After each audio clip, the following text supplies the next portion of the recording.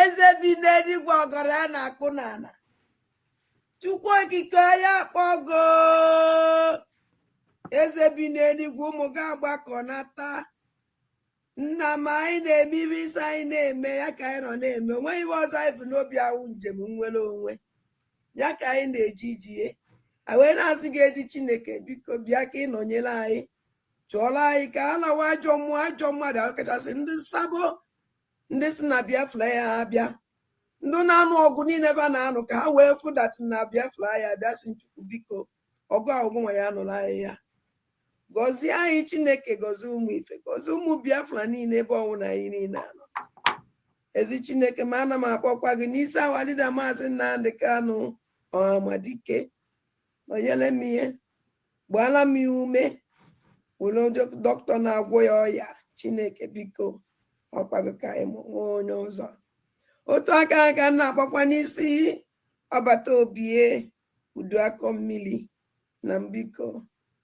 ihe niile ugoko ọdịnaka anyị eme nke anyị ji nwụrụ mmadụ ma agụ nwa ya eme nke iji wu Chukwu na m ana m asị aka ọwụna ụdọ ọwụna ezumezu ọwụna osi n'elu osi na ọwụ ikwe ọwụ ibe ọwụ onye ọzọkwa anya wụrụ wụ ndị ji ọbata obi eji awalida maazị Nnamdị Kanụ asị m aka ha gbajie asị m tinyere ha ọgbaghara ebe ọwụna ba nọ na tinyere ha ọgbaghara were ọgbaghara tinye n'etiti ha Chineke pịaba m ụtarị mee ka ọkụ gbuo ha na-arụ mee ka ezumezu ha niile ha saa kpọpụtara ya awalida maazị Nnamdị Kanụ n'ọbata obi na m otu a ka si welekwa awa COS wee tinye gị n'aka nna m ọkwago nwa wike yoo onye emekwe nke o ji wụrụ mmadụ n'ọkwago Chukwu na-eme gụnwa onye na-enye ike ajọ mmụọ ajọ mmadụ uke mmụọ uke mmadụ ebe ọsọkwa anya si onye ọsọkwa anya wụrụ ọsọkwa wụrụ mụnwa na-eche echiche ọjọọ megidie asụ Chineke megide onye ọbụla na-emegide COS ayo ise ọwụrụ mụnwa na-emegide ya emegide m ise onye ọsọkwa ya wụrụ ebe ọsọkwa ma na-agba ije ọ na-agba ya n'elu ọ na-agba ya n'ala ọ na-agba ya n'okpu n'ala ọ na-agba ya n'elu bed asụ Chukwu asụ megide ekwere ka ba binye ekwere ka nna m binye ọbịa onye ọsọkwa elekọta anya n'ihu emekọ na-ebele alili aka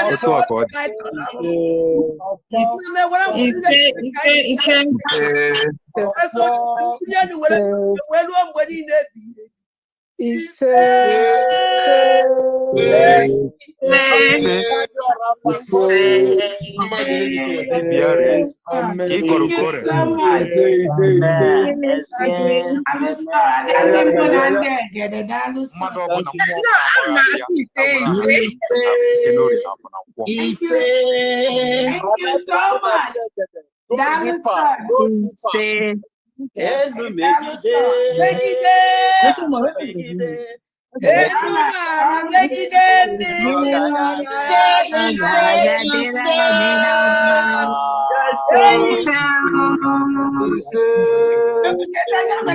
maybe you go ya gora ya akade ana ebe na ni megide ala kiri me egwu megide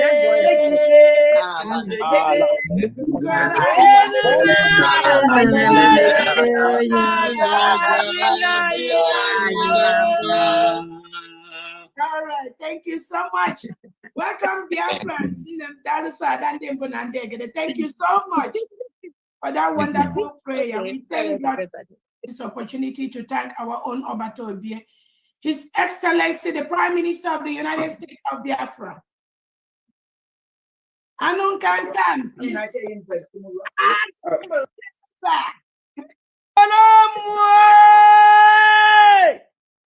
Odagu kalili odagu mwa kalili mwa Obata Obie.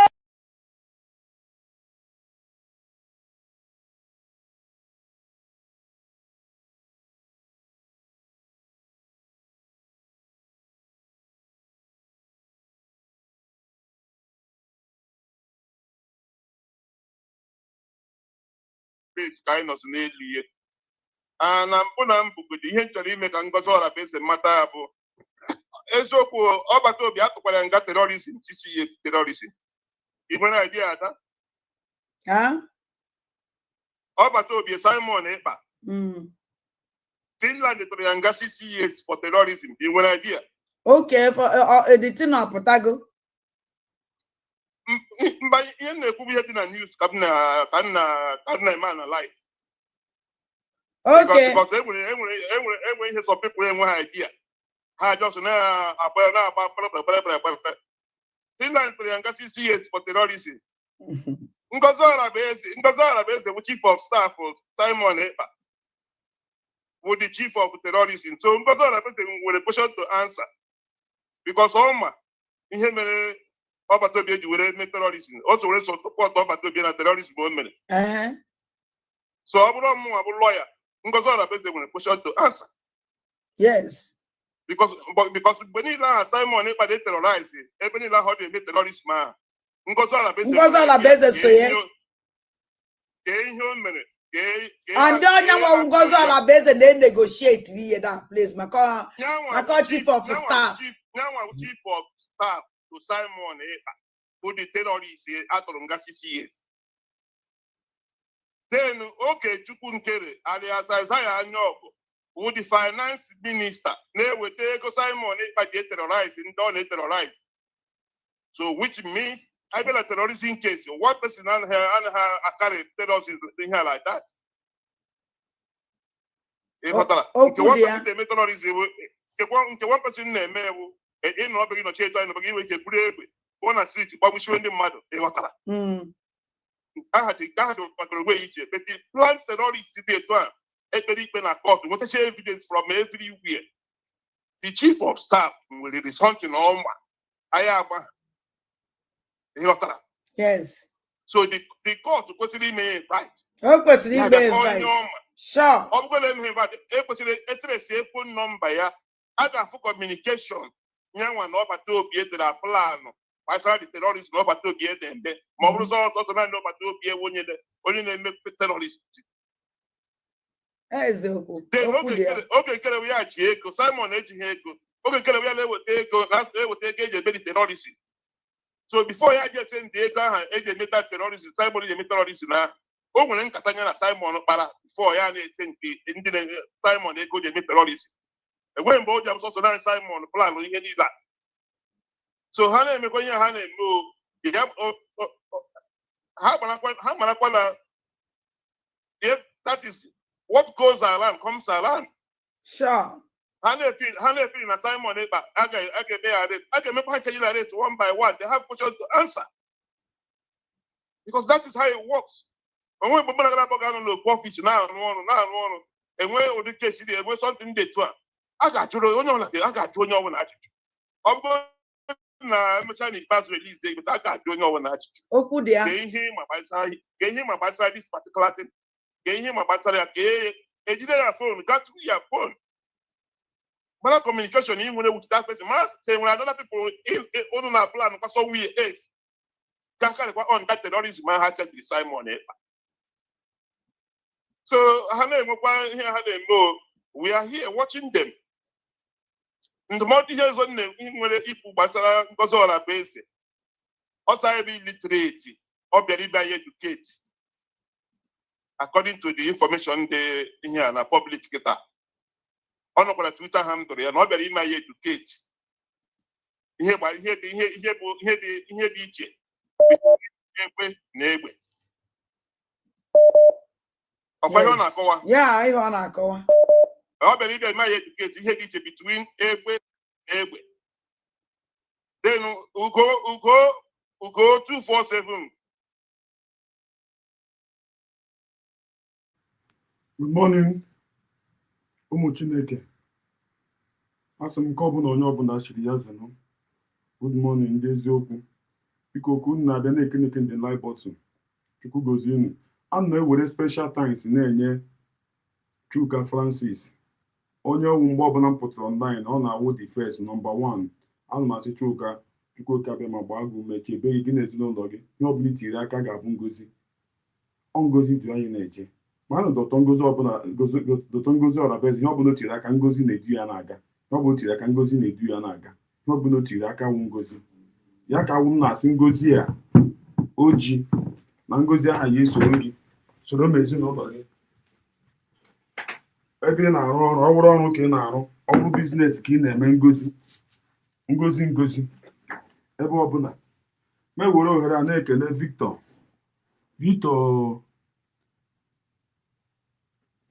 mewere ohere na-ekele Victor ndewo ana m ekele jeje ụtụtụ ọma ọsị good morning humble lion ana m ewere ohere Charles Peace ana m ekele Charles okay sorry o Chinelo Peace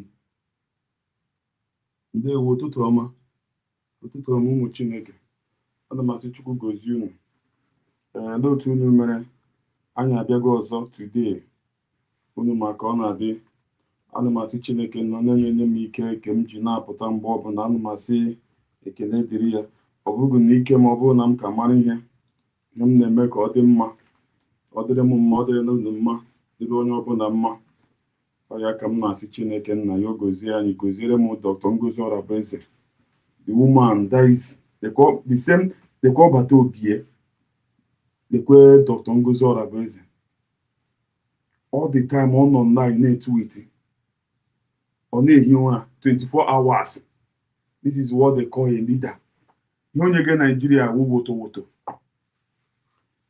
unu hụrụ the thing m dere shame on you are calling for one Nigeria a country that integrate with terrorists negotiate with terrorists ịmakwa ihe ọwụ ekwe otu esi kidnap ga ndị mmadụ ekwe ndị mmadụ na people na dị afraid na ịlawa na enwere ndị kwesịrị gị lawa ga prepare iwa ihe their traditional marriage but they are afraid what can be their end in the road when going all those kind of things ọ ya wụ country mmadụ na-akpọ nnọọ tụfịa ọkwa God forbid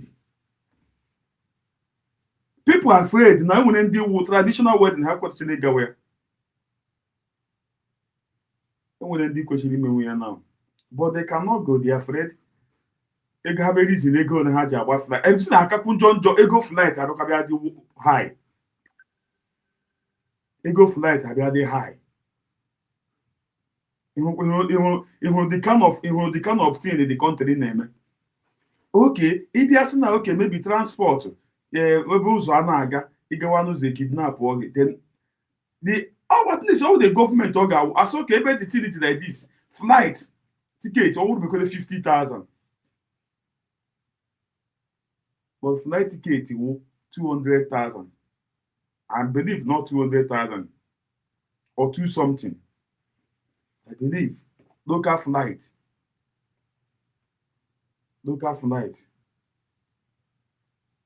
ọ ka iwe fụ ijighị onwe gị ajụjụ one Nigeria you call yourself a Nigeria God forbid I will never be a Nigeria I will never imagine okay now the people are afraid now to go at least when the government reason here since it's like these people are traveling they are kidnapping them on the road the airline or one the airline bring down the price ọ bekwere 100,000 120 affordable ọ dịrị ndị mmadụ easy but it's not like that and I don't blame the government as if onye chọrọ ka ọ fụrụ because all those stupid people unu ga-pass through this thing election unu respect onwe unu aga apụta unu si na jije na ego unu ka ijije vote gị that you are not voting for anything the sufferness ị na-asuffer not go too much but you see it they are thinking they cannot think and reach that side. Look at now about to celebrate Xmas. Everybody have to travel to their home. But some people are afraid. On the way go, you can be your end. Or 50-50. Either you successfully reach home, or kidnap gị kidnapkwa gị ihe aha ka gị before na ote nwekwa ike gbuo onye ahụ on the process. Jụọ onwe gị ajụjụ. And the orukwe now gị pụtakwa bịakwa vote kwere all these people suffer gị. At least enwere country ọ ga-awụ since this thing is like this eme flight. That is once the government kwuru okwu that the local flight the price have to come down so that people can afford it. Ọ bekwere 100,000 even 80,000. But if naanị ya the kwekwe na asị January na-ebido nnọọ ego gị ịtara afụfụ nweta government that cannot provide for you, government that suffering you. Look at how much you are buying fuel. They will still taking on your money. Because you cannot come out and do protest. Because you put a protest kanchi. Why the every country has that the government holds all through protest. Once they a protest, government will look into it. But the terrorist country called Nigeria, once it started protest, give flag. Say, how are you people going to live? I'm assuming just for you to support you now. Some of you na-efine na ọhịa egwuregwu ka anyị na-eme. Ka unu nọ na-echi na ọhịa egwuregwu ka anyị na-eme. Some efine na ọwụ enwere ndị fili na ọwụ ibe na social media dị akpara ego. Ụmụnne m kwukwu ya mekwu ya YouTube ma. YouTube atala m afụfụ. Believe me, the YouTube atala m afụfụ. Ọ tala m afụfụ. So some of you ga-efi na him ji apụta mgbe ọ bụla na m kashiga out. Enwekwa ihe dị otu ahụ. Mụ na-agwa unu ya. But I don't care. Aga m na-anwakwa ike m. Aga m na-anwa ike m.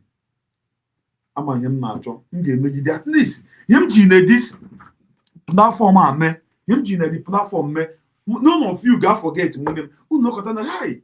Esi unu chọrọ m ọnda na nwunye afọ hi humble na yo no. Unu humble na yo pịakwara nwaanyị anọ na France ya ka nwaanyị ụlọ gị nwaanyị a pịa ya pịa. At least ekeretigo m ehi emego m nnọọ ehi something unu na-aga unu cheta ya unu amara ihe mmere.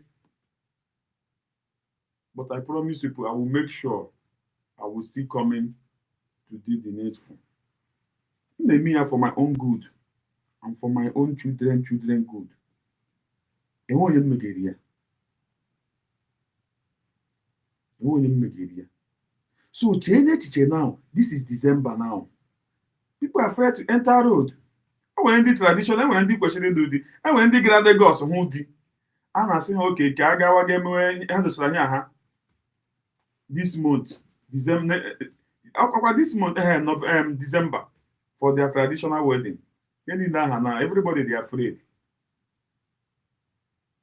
And when you guys try, you go flight, you go flight, you go mezi traditional.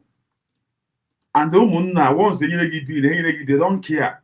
Say now maybe na the this they no consider, they know they consider.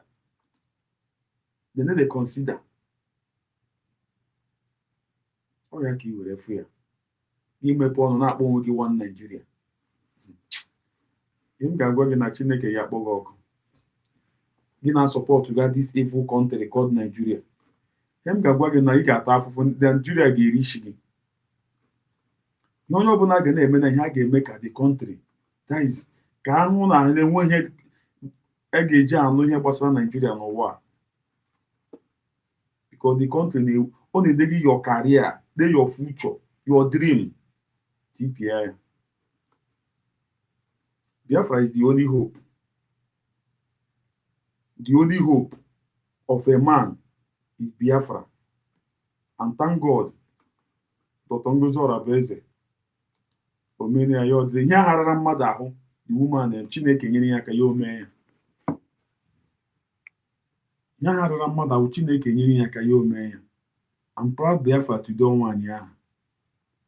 Why m na ga-eji respect ya? Why m na ga-eji ya were mere nne m? Ọ ya ka iwefu. Ọ ya ka iwefu.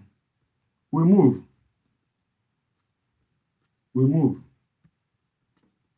ụmụnne m onye bịa biko gịnị ka ndị like button na-share ya enweghị ọjọọ nọ dị ya.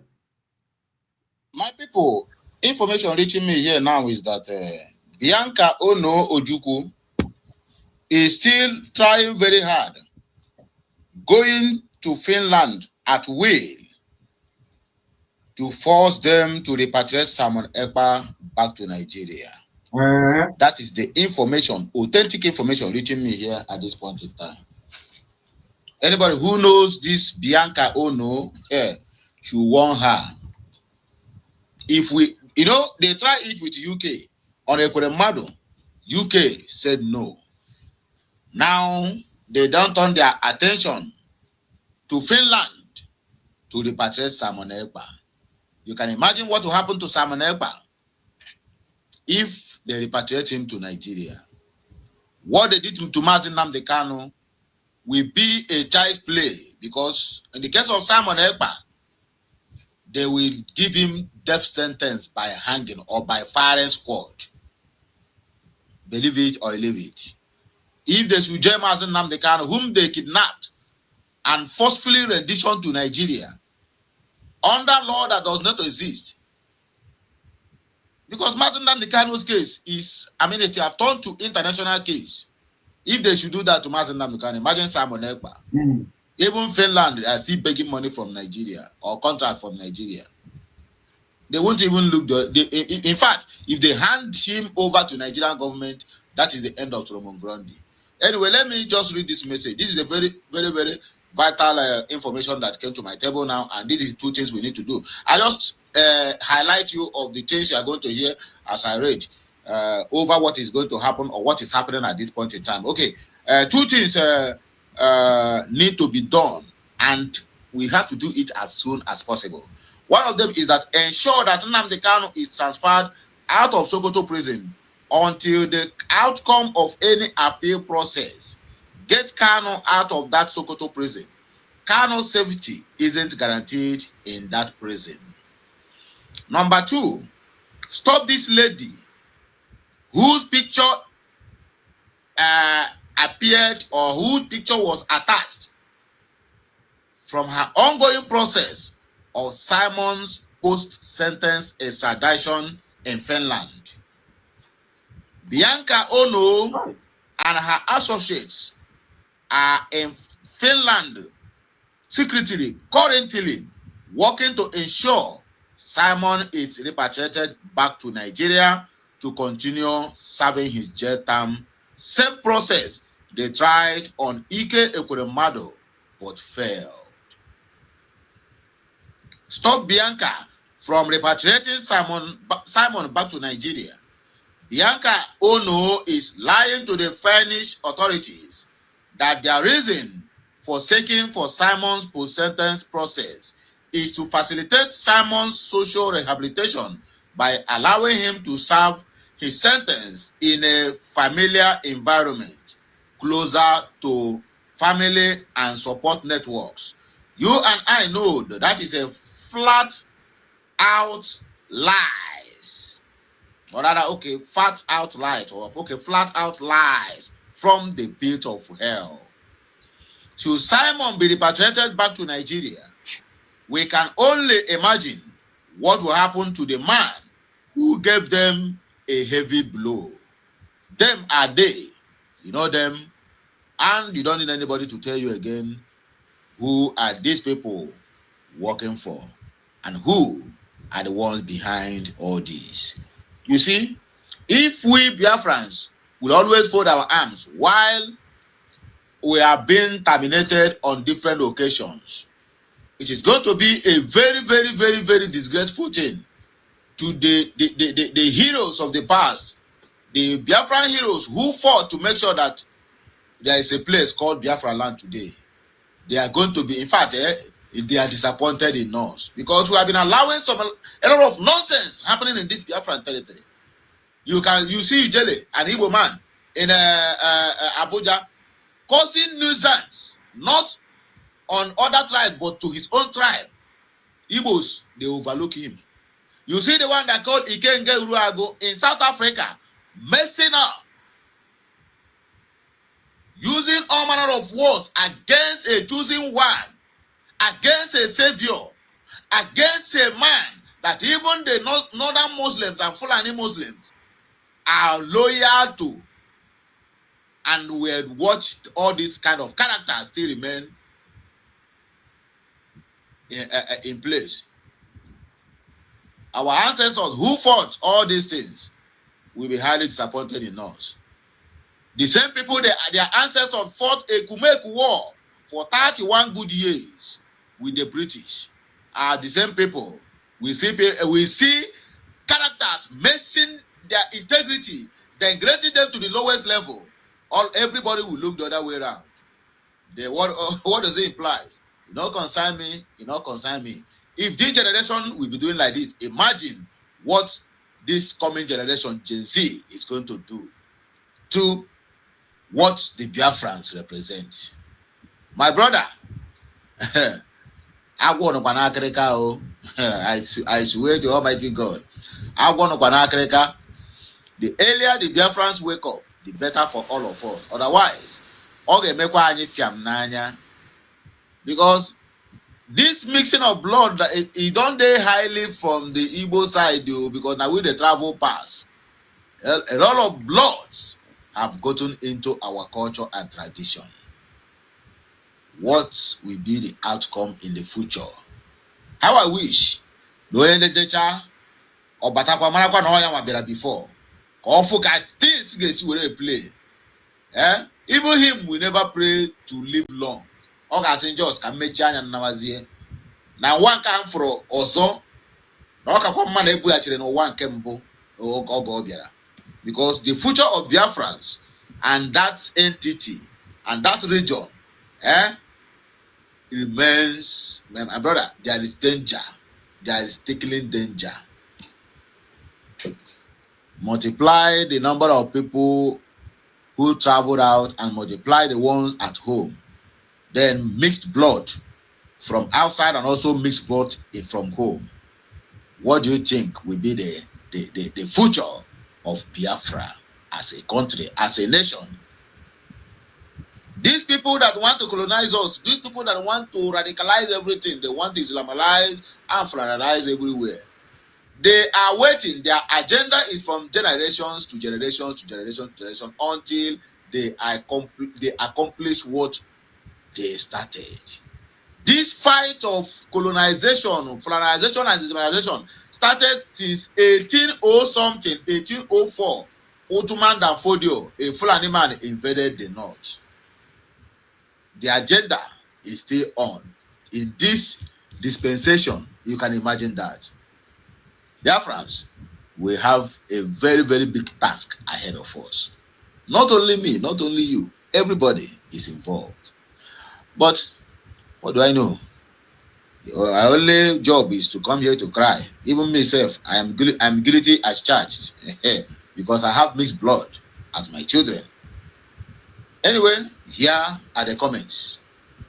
Uche Daniel said, Obinna, since you know all these things, please tell us how to stop her and also what to do to get Mazen Nnamdi Kanu out of Sokoto prison. So Terry Peter said, well, the law will pull down anyone who pulls others down. That is the law of gravity. When I call gravity here. Eze Uche Mmado, what we need now is doing something silently. No one will judge or see the image till when the final time comes. Okay? That is your own opinion. Obinna Ihezwe, you guys are victimizing Miss Bianca Ono. Leave her alone. She is a member of Tinubu's government. Does not confer on her an automatic ability to alter any government decision. So she know about this and yet she accepted the appointment. Nobody do that. Okay, Sabinus Nwajebuchi, onye gbara mmadụ egbe agaghị awa ya mgbọ. Okay, onye gbara mmadụ egbe agaghị awa ya mgbọ. She was part of the petitioner of Simon Ekpa. Why sudden love? Oh, sorrow, agony and pain.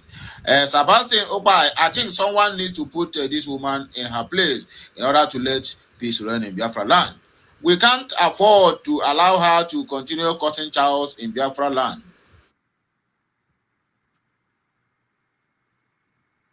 Ụmụnne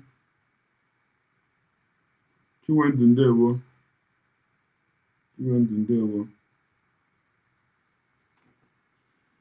Ụmụnne m, enweghị unu chere a ga-eme. Enweghị chere a ga-eme.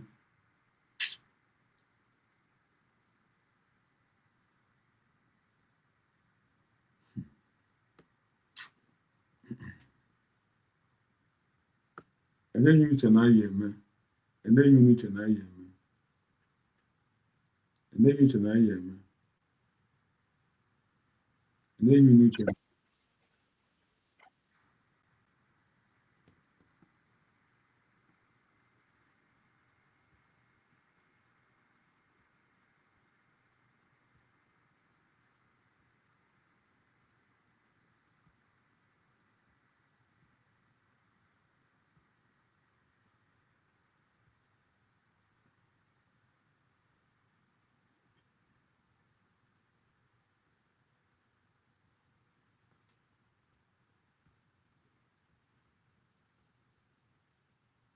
As we proceed with our operations, we must ensure precision and dedication in every task. Nnamdi Kanu personality is difficult to explain.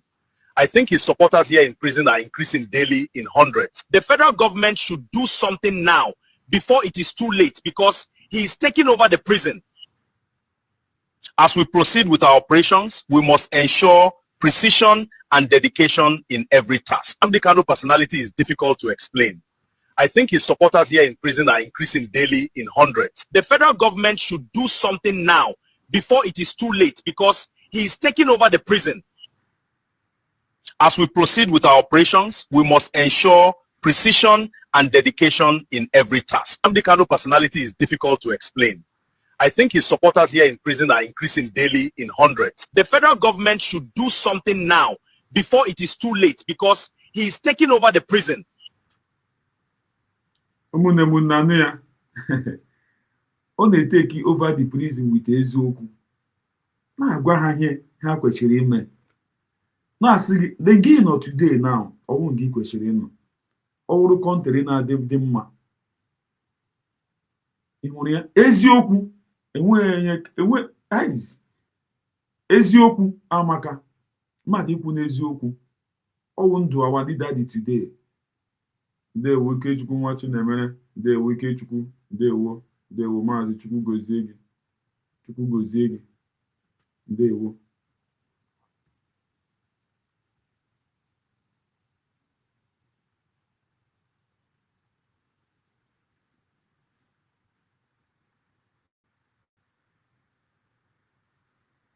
nke mbụ wee bụrụ ịdọ aka na ntị for every community e nwere n'ala Igbo. Now ọ bụrụ na ị ma na obodo unu nwere ọhịa, biko invade your forests. Of course, the president has already given order that DSS will have to join hands with the vigilantes. Ka agbagharịa abacha n'ime ọhịa ndị e nwere gburugburu Nigeria.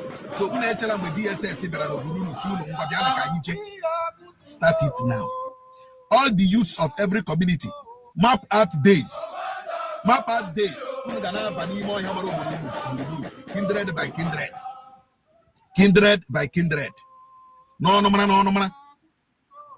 Taa na echi, lekwa ọnụ mara ga-aganụ.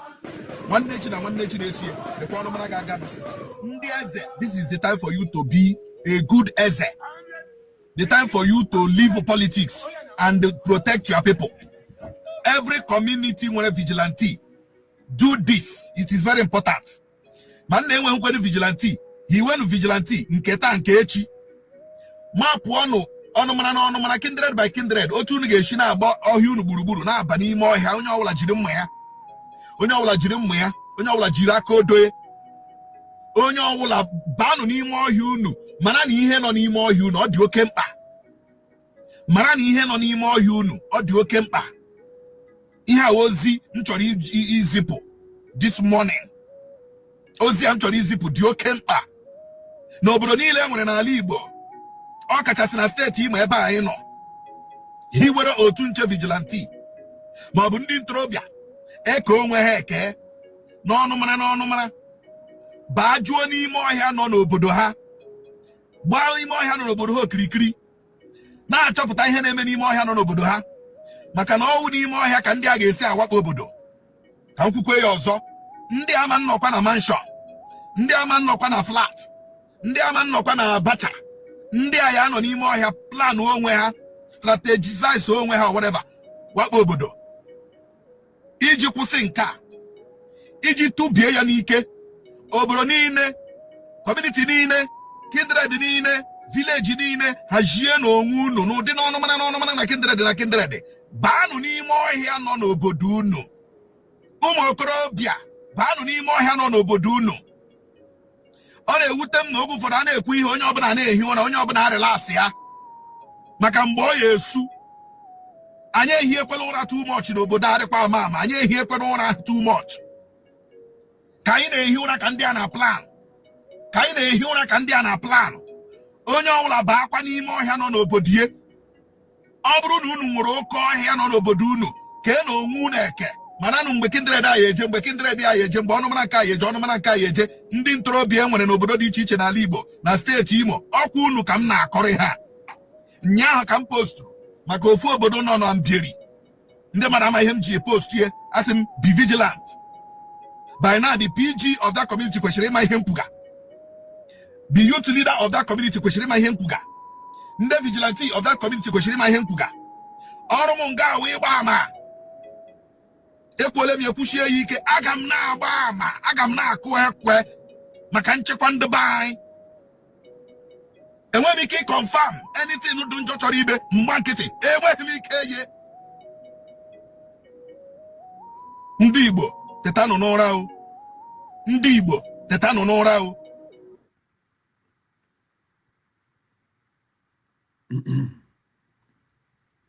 James Chigozie, ụtụtụ ọma. Ụtụtụ ọma. Asị ndị Igbo tetanụ n'ụra, tetanụ n'ụra, tetanụ n'ụra, tetanụ n'ụra. Ndị Igbo asị unu teta n'ụra, asị unu teta n'ụra, asị unu teta n'ụra. Unu ehimekwere, unu ehimekwere, unu ehiwole. Ladies and gentlemen, this is another wonder manifesting before our own very eyes. Take a look at it. This is Ndibe Beach in Afikpo local government area of Ebonyi State. There is a reason why I have brought this to you. I'll show you in just a jiffy. Watch out. So I present to you the Ndibe Beach Bridge. What you're seeing is a bridge that is going to enable motorists, travelers, and what have you, cross between Ebonyi to Cross River. On the other side is the Itigidi in Cross River. While from this side is the Ndipe in Afikpo local government area, Ebonyi State. On the other side, you get Abi Itigidi in Abi. Were nonsense thing TV. I thought you should pass ozi kego. Everyone. I thought you should pass ozi.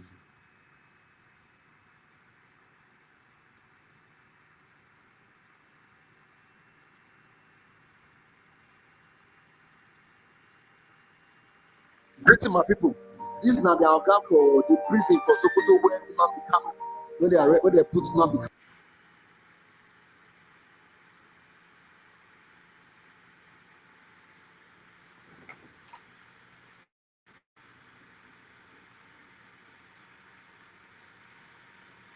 Abidu Babia. A powerful deity that the people respected and feared. This is the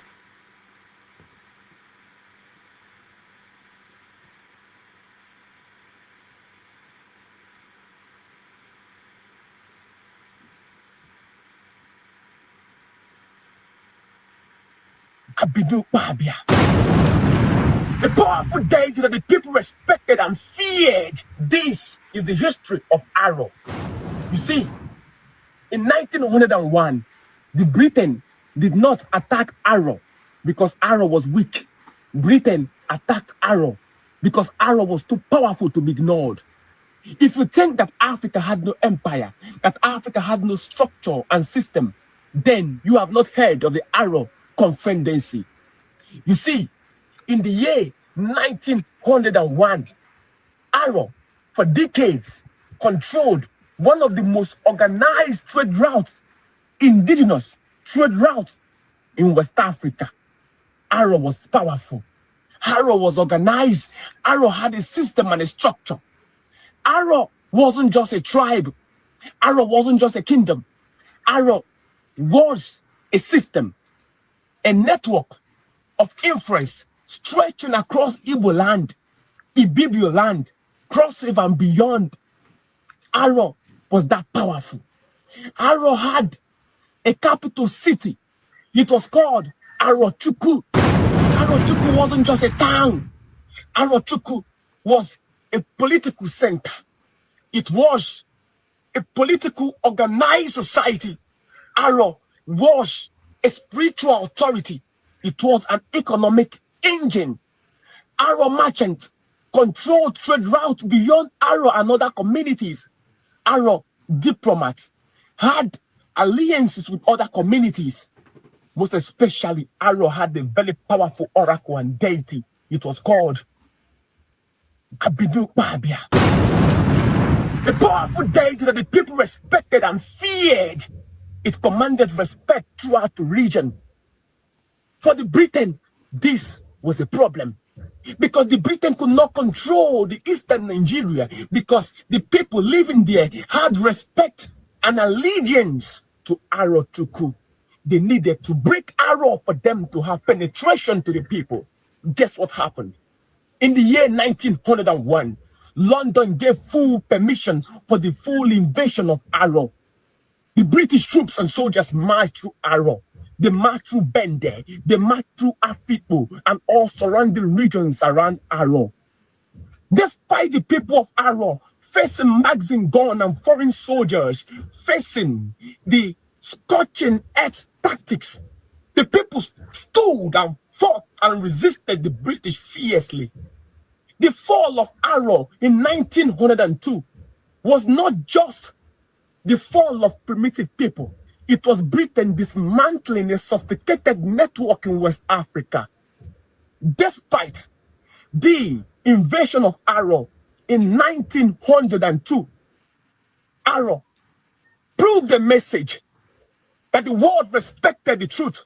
One, that Africa is not passive, that Africa had a system, a structure, that Africa was organized, that we had power, real power before colonial system. Oh, Arrow was powerful. Arrow was powerful. And we knew this story through the ancestral heritage of our ancestors. Guess what? This is just the beginning. If you want to know how Arrow built a network system that resisted colonial power, comment Modern Day Tank Cry, the voice of Africa. Tell me more, and I will tell you more. Wisdom Africa. It's the principal thing. Arrow bụrụ agụ, enwere Arochukwu, nwa Arrow ndị Izọgụ. Arrow esika.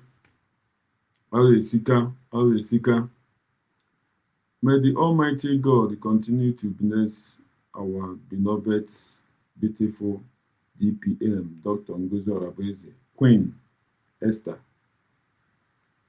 and the prophet of our time. They will God bless you. She's blessed. Chukwu agọzigo ya. Ka m nwere ohere a gaa n'ahịa ahịa. O nwere ihe o posturu yesterday or today.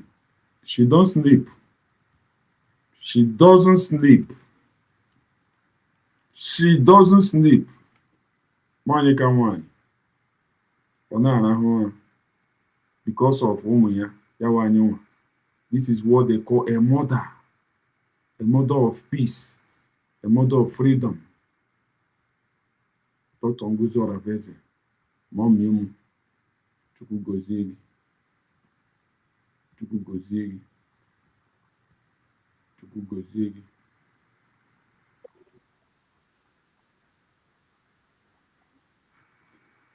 Oh, yeah, I posturu this thing na S handle ya ka m nọ now. But she recorded this thing and post. She's the one that posted this thing. I want to post it here. The radicalization mechanisms and some of the efforts in getting the former Boko Haram insurgents, those who said they have repented and there are those who have questioned your system. And I'd like to ask you, does it work? I think it works. It is working very well.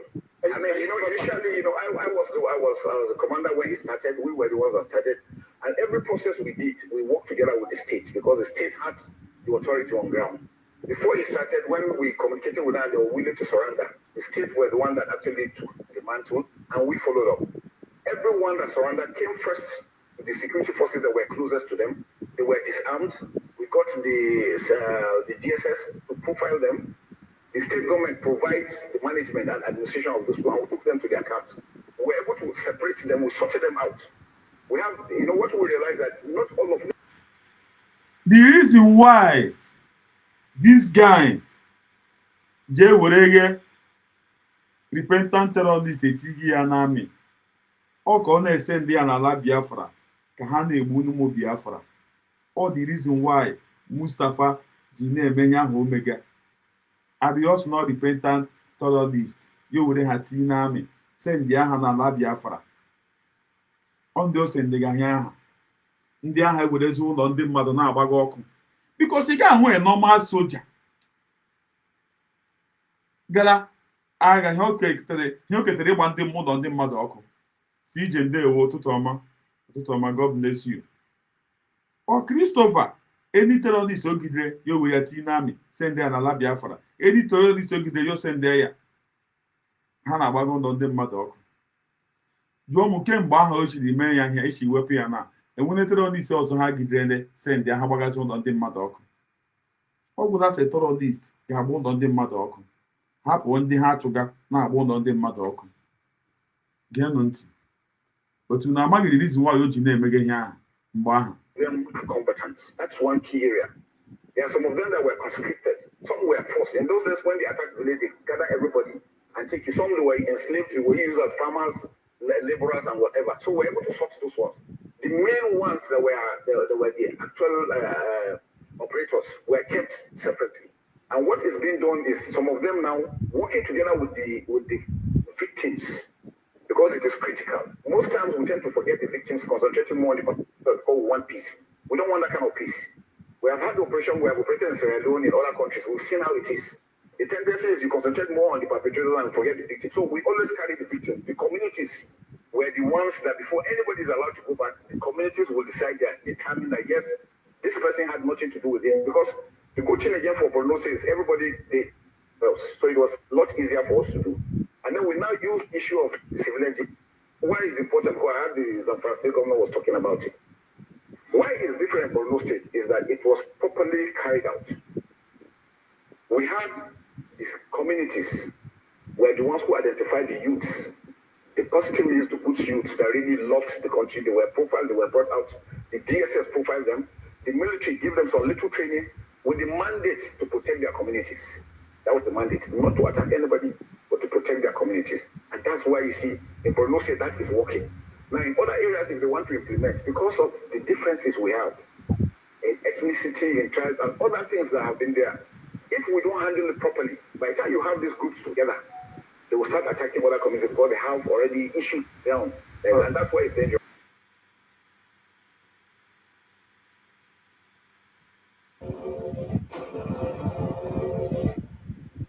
It is a sad story in Plateau State. This is the kind of news that people will not broadcast because they don't want the international communities to see it.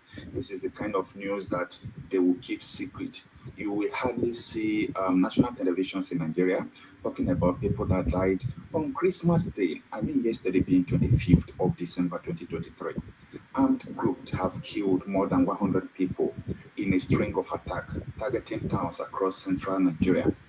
Another day, deadly episode in a region with persistent religious and ethnic tension. They call it Fulanis and the farmers' clashes, but it is more than what you think. It is not just about Fulani and herders' clashes. All these attacks has been the bandits, the Boko Haram coming into the community and killing people. And the local officials on Monday said the toll of the week attacked by armed groups, sometimes called bandits, has risen to 113, increasing sharply from the government initial count of 16. The federal government initially said there were 16 people that they have been killed, but the community reported, and also the Plateau State government reported, that there are 113 people that have been killed. This is so bad. Where are we going from there as a country? From the local government area of one state.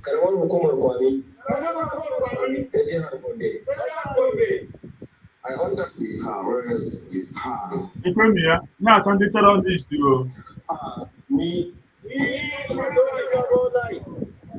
solemnly swear by the Holy Bible.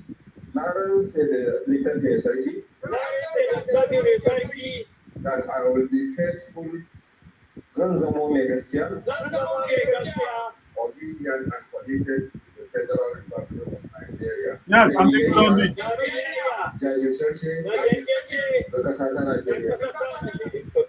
2015, the President, Commander-in-Chief of the Federal Republic of Nigeria, President Muhammadu Buhari, GCFR, established Operation Safe Corridor to encourage willing and repentant Boko Haram members to surrender and go through a well-structured de-radicalization, rehabilitation, and reintegration program.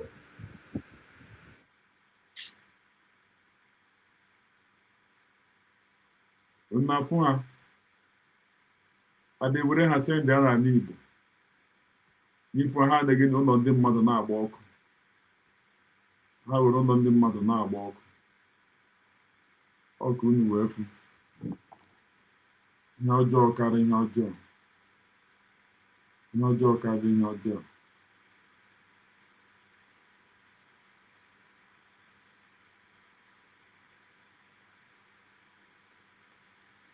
Afọ m dị afọ Chukwu gozie gị ezi mmiri.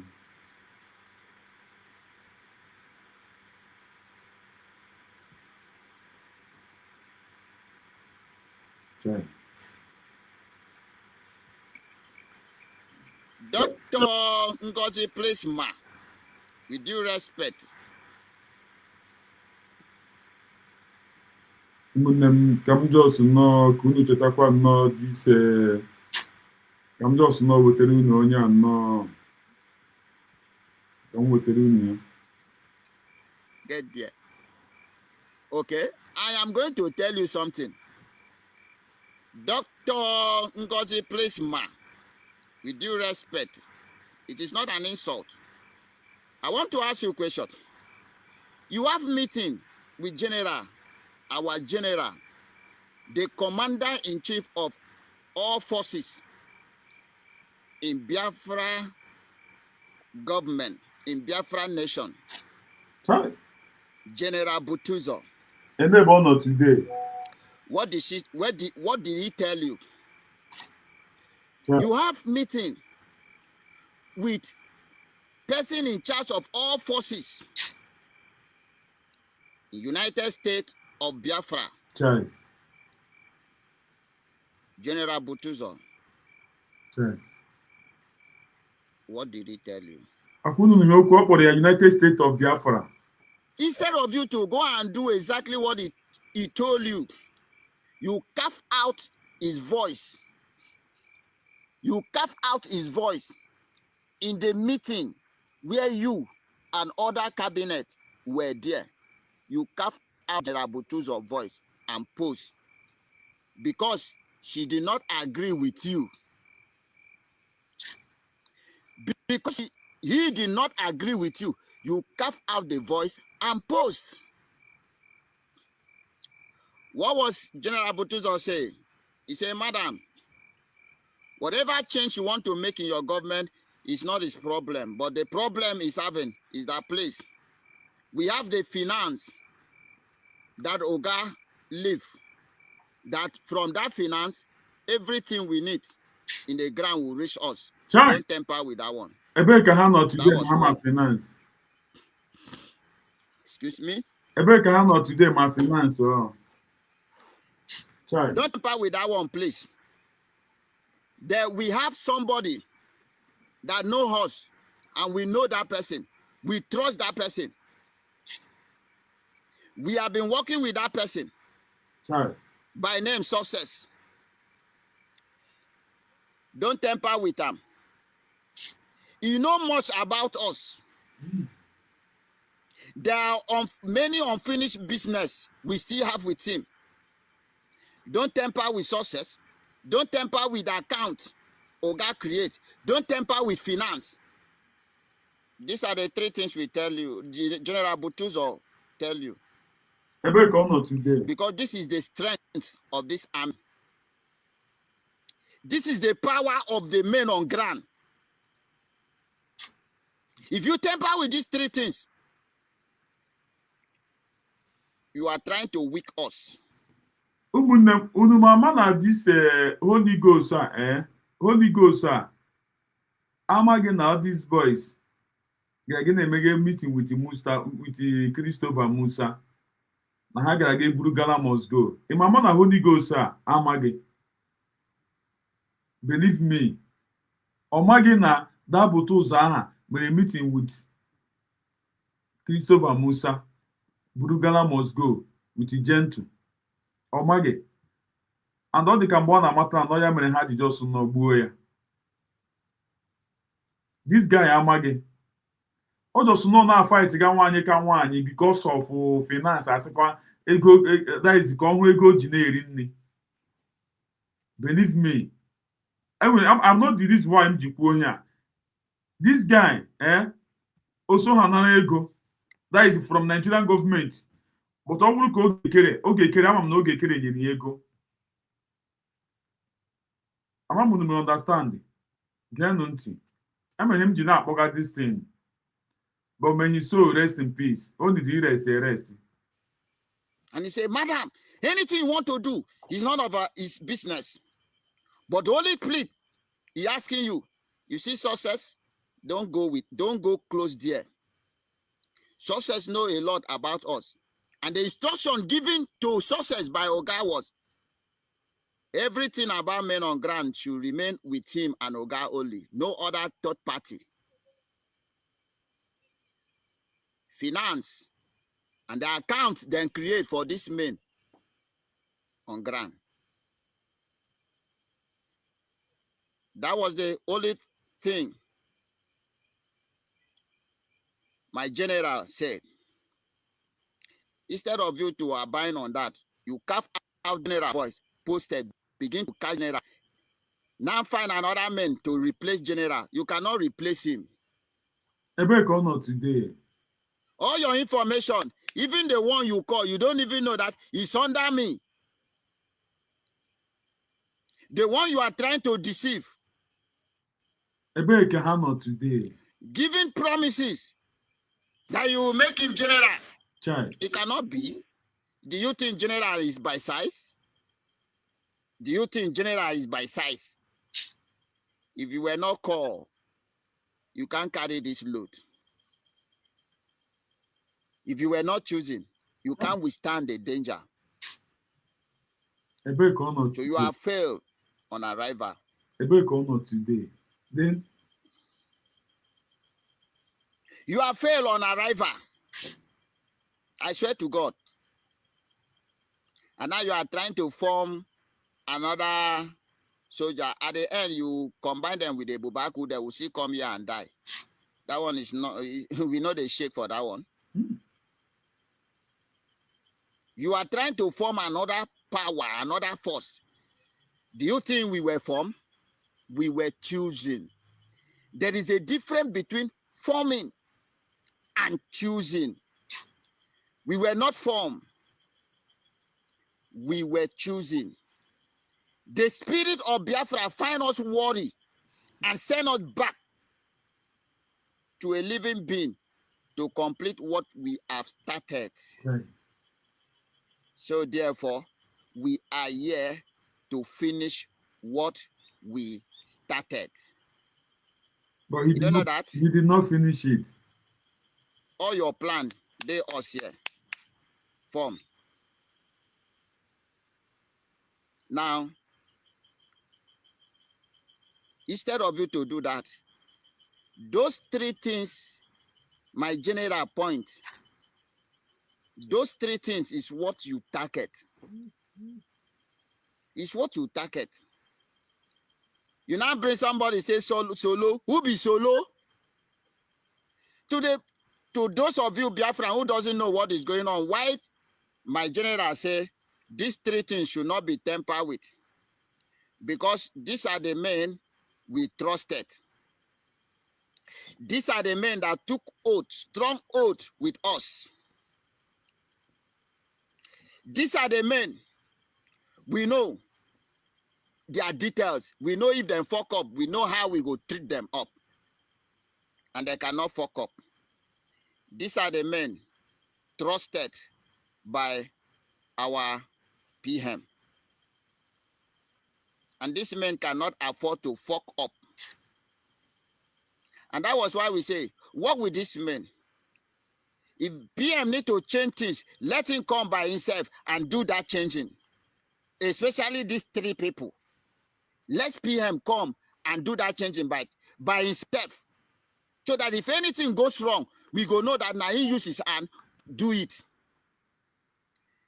Now, for those of you who doesn't know why we give that we say that. Do you know, if you bring another person, he will want to come and know how many men are, waiting we get, waiting we no get, what is our strength. And then we don't know anybody. We don't trust anybody. We do not trust anybody. We don't trust anybody. You want to come and know details about us, so that tomorrow you go and tell the zoo, then get this, they no get this weapon, they no plenty, they no they no get this, they no get this. Go from here, go from here. You are failed. That is why we don't need any other person again to know anything about us. Unano. We don't need anybody again to know anything about us. After everything. We told you. After everything. There are men that already know details about us. And those details about us should not be in public. Should not be. In fact, if you observe Oga very well, anything concern us, Oga no they discuss in the public. That is to tell you how secret it was. Oga no they discuss our matter in public. The meeting where Oga they get. Let me ask a question. If you were so trustful to Oga, why didn't Oga always allow you to have that meeting? Why Oga no join you for that forum when they get meeting with men on ground? If you were so trustful by Oga, I want the world to know something. You have never for one appeared in that meeting. For once. Please, if I'm lying, come and prove me wrong. I like when I say the fact, somebody prove me wrong. Whosoever that say that Dr. Ngozi have ever one day appear on the media, on the forum, where Oga get meeting with men, please come and prove me wrong. She have never one day appeared there. He have never one day appeared there. So therefore, why should you just come and say somebody should include you on the forum where Oga himself, your Oga, our Prime Minister, never included you? And the person say, Madam, with due respect, please, Don't be offended. Don't be offended. For that area, leave it for now until Oga come out. You suspend the person. You suspend a person because you are so desperate to know everything about men on ground. You ask for my number. You ask this one number, collect this one number. You call those. I told you that I know they fail to give my number for personal. If you need my number, collect my number. Call me. In your front, I will tell you, go and check your boss. Did I send you voice or did I not send you voice? I said, don't temper with those words my general told you. It's very important.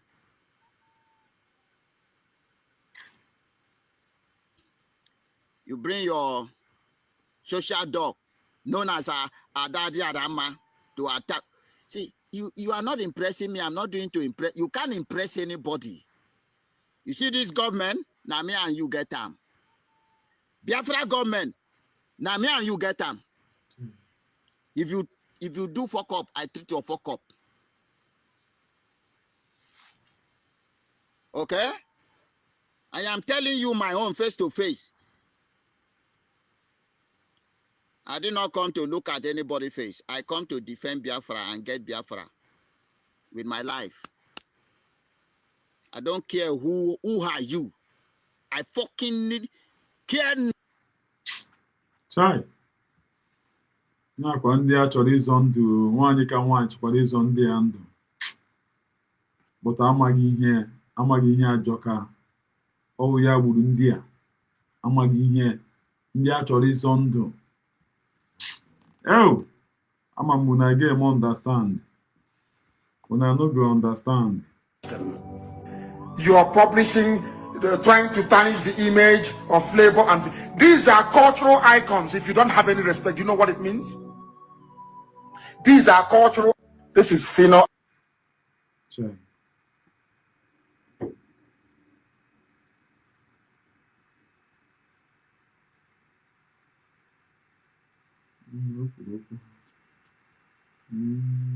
This is Fino and flavor you're talking about. Don't insult them. You cannot insult them. You are publishing, trying to tarnish the image of flavor, and these are cultural icons. If you don't have any respect, you know what it means? These are cultural icons. To us, this is our own Bob Marley. To us, this is our own what's his name again? Sir Paul McCartney. To us, these are the people at the pinnacle of art. And you're putting their picture and you're trying to insult them. You are trying to insult them. You are trying to insult them. These are icons. If you don't know, if you don't have respect for them, that means you don't have respect for creativity. Mad Trump with his horse hair, with her horse hair, as you say. You are looking for one Alamajiri to perhaps marry you as a 10th wife. Idiot. She's a fool. I'm live on air. Soon I will finish. I will ask Enugu to tell me if that poster is still there.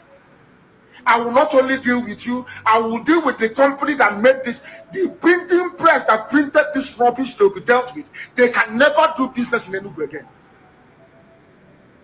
People are dying. When SARS was killing young men and women, did you write any rubbish? No, you didn't.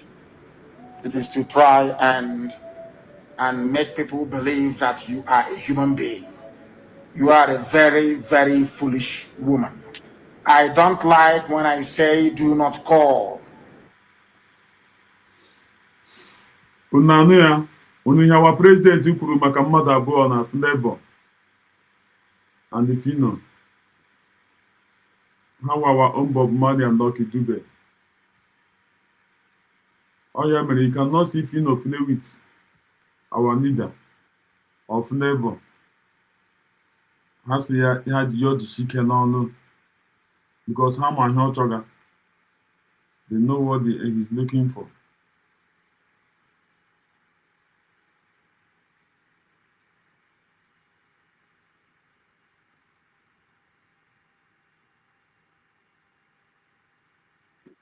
Looking for Biafra independence because you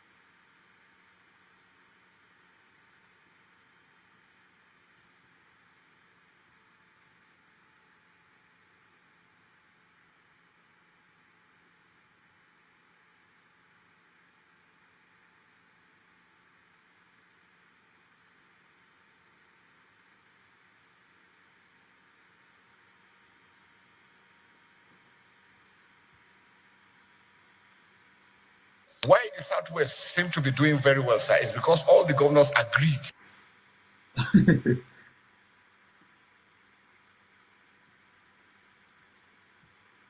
The Yoruba, very greedy people. Very greedy people.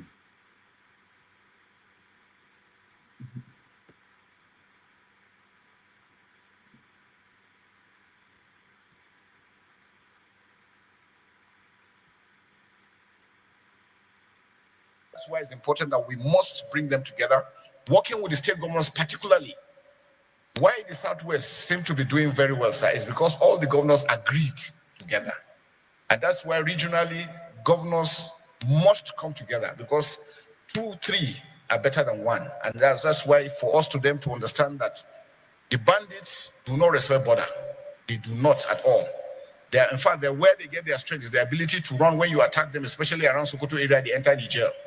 And once they get to Niger, you can't touch them until they come back in. And that's why I said it's important that for the multinational joint task force in Gemena, we need to also build up their capacity to hold up down towards the border with Mali and Burkina Faso, because we're beginning to have those, and that's why we're having those incursions into Kwara coming down southwest, and we must stop them not to get further than that.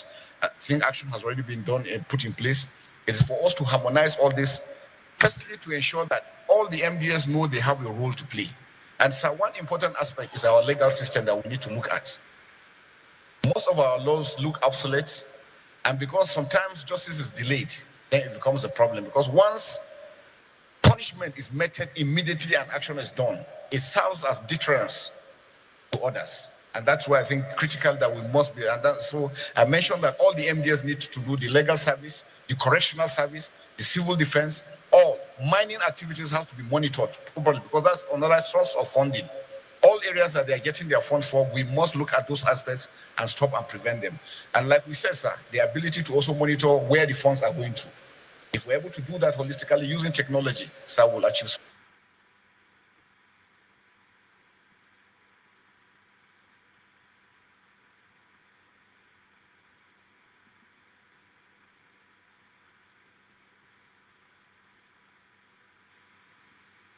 In principle, it will be probational.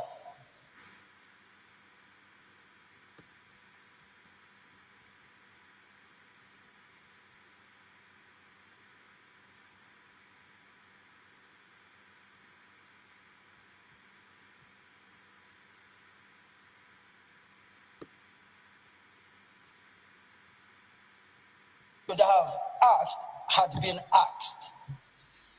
But it's to say to you, based on where you're coming from, the commendations and accolades that you've gotten from my colleagues, is to say to you that I will be requesting the Senate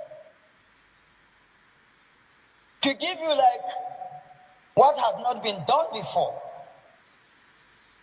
You will be approved, but in principle it will be probational. If within the first 6 months these sensitive questions are not brought to bear in the affirmative, Where is Brigadier General who authorized the withdrawal of soldiers 30 minutes before the operation that saw to the kidnapping of the MAGA, 25 children in MAGA, and etc., are not answered, or no progress is seen by the Senate, by extension the country, because the Senate is the country. We represent Nigerians here. If those are not taken care of within the first 6 months, this same Senate that members have applauded you, commended you, and will approve you, the same Senate will call on the president to send you packing,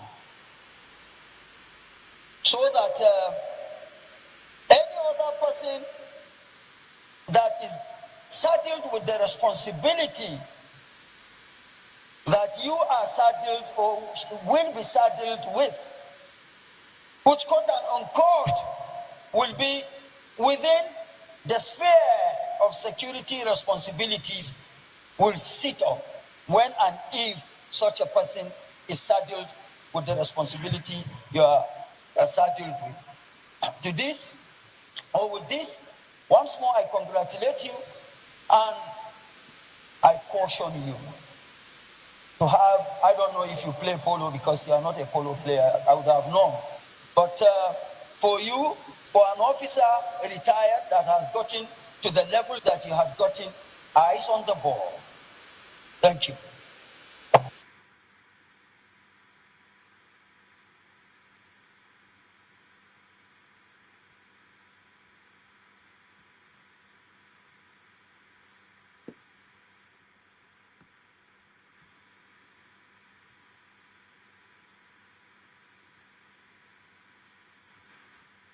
Rejected, but noted. The reason I say so is that the man standing in front of us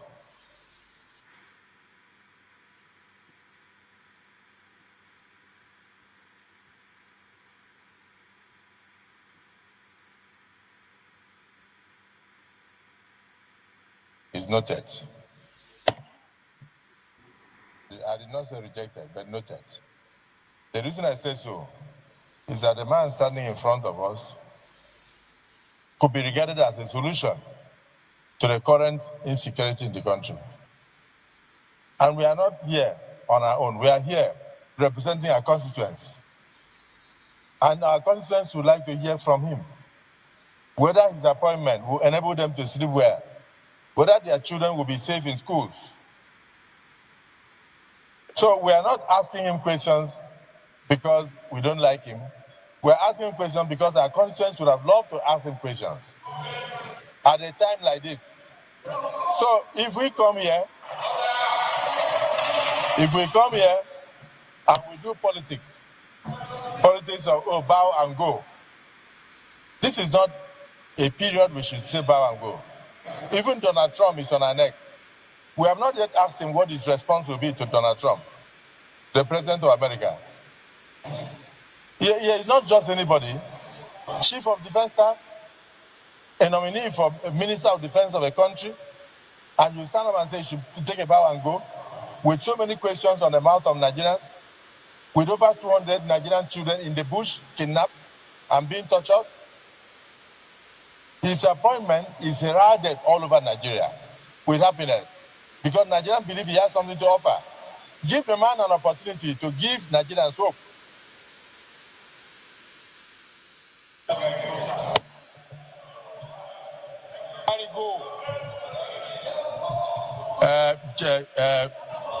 Mr. Nominee, you answer questions, but you will not give any strategic information on the strategy that you use.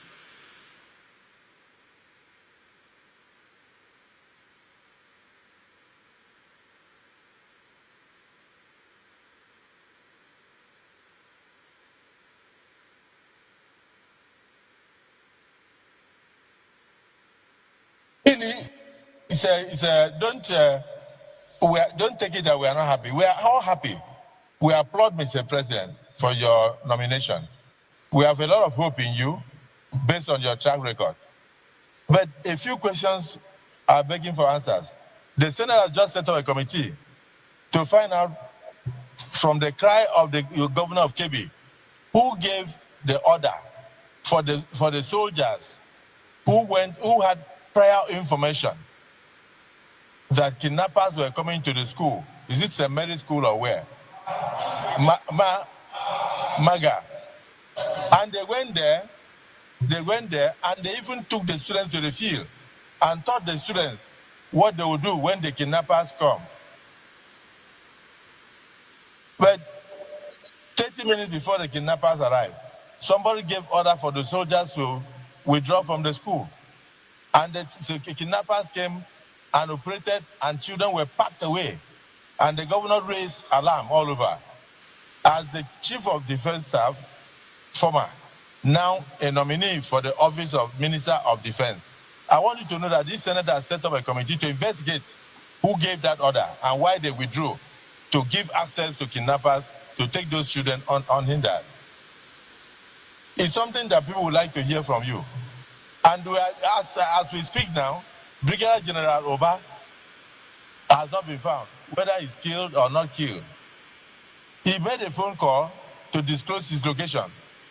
Who gave those coordinates for the kidnappers or the terrorists to go and pick him? Those are questions begging for answers. And then somebody like you are highly placed in security service. You have been everywhere. You have attended all the ranks. You come before the Senate and somebody is saying, take a bow and go. When you take a bow and go, where is Brigadier General Oba? When you take a bow and go, where are the children? How are we going to get the children back? You should make a statement on that. Please, I will not want us to ridicule the nomination of the president. The president knows why he brought him, and he has ideas of why he brought him. Let him also tell Nigerians what he will do in that regard. He doesn't need to disclose the strategy. Point of order. Point of order.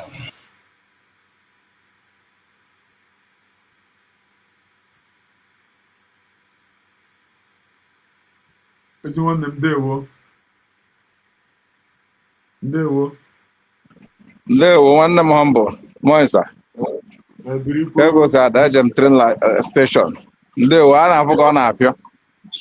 Nna comedy in Nigeria, all this I watched him yesterday. I think I'm going to say okay. Nanke coacha, channel coacha can watch it yesterday. Nda na nonsense. U coach una the same people. Oh, for bank how. Nda la deceiver ka how. As an hour in the hana check how. I'm the ones I call them. No, I'm not bomb. And I got the call. Ndewo. Ana m ewere ohere a na-ekele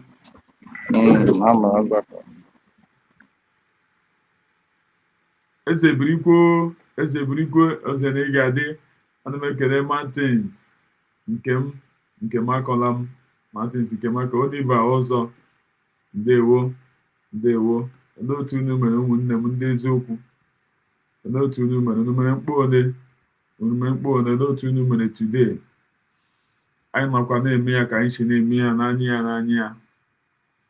Anyị nọkwa na-eme ya na-ewetara unu ihe na-eme n'obodo ụmụ anụmanụ, obodo zoo, obodo ekwensu, obodo Chineke kpọrọ ọkụ.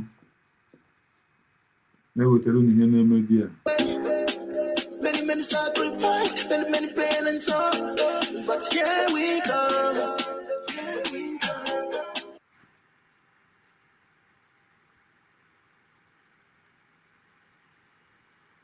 Ahịa anyị nọ here na-emega ihe na-eme ka ọ dị mma.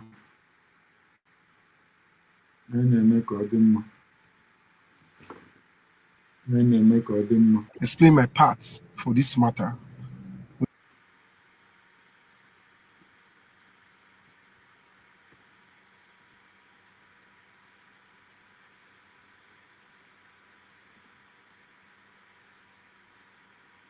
Chikamso, ndewo. Ezi nwanne m ndewo. Ndewo Chukwu gozie gị Chikamso. Everyone, good afternoon. I did very, very down, so I just want to explain. Chikasimma ndewo. Chikasimma ndewo ozi nwanne m Chukwu gozie gị. My parts for this matter, which I observe and which I know for this matter. You know, the kidnap couple some days ago, we talked this matter. We begged the government, may they come help us. They will stop insecurity. So if the dad of the wife of the guy where they kidnapping and the wife, they come meet me, they could tell me, say they see me and Harrison with it. If they see my picture, you see when he help Aisha the other time, know that say they see good work and they see work for online. After they say yes, I get in contact. Now I come carry my phone, call Harrison, put the phone for speaker. Then now Harrison say, see what happen for her with you. The parents they with me for a year. They say they won't talk to you.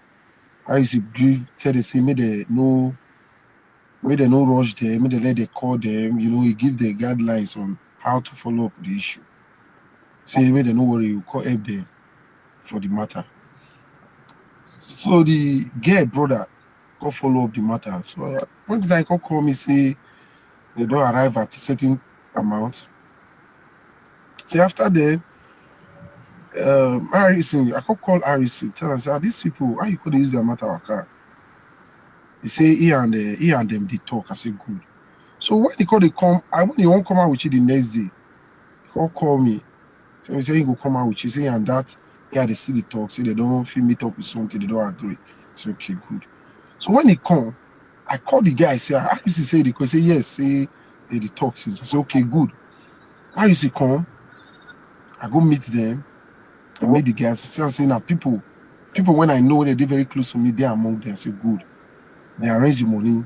I used to say they carry the money, come to hotel where they. They carry the money, come hotel where I used to say, okay, maybe they work, maybe we won't work on the money. So based on I be, not be person from this side. Now somebody where we know they stay together, now from another place I used to come. So we have to tell the girl, that brother, say may stay with Harris for inside the room. Stay with Harris for inside the room. They do everything, they arrange everything.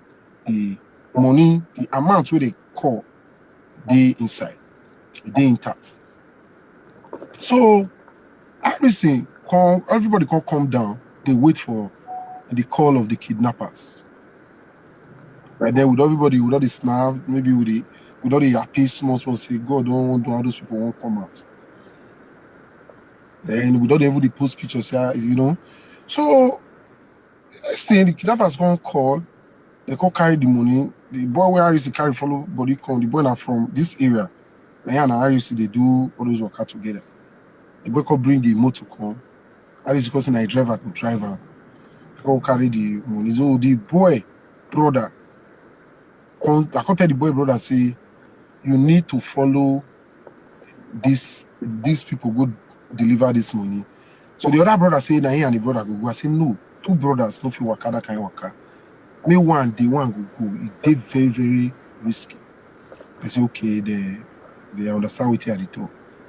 Then they go. The next thing somebody we know they around just call me say that Harrison me will not let her go. Say the money where they give kidnappers they no correct. Now only the woman they leave. Make the woman who say the money no correct. They remove the husband follow body. I'm surprised. I weak.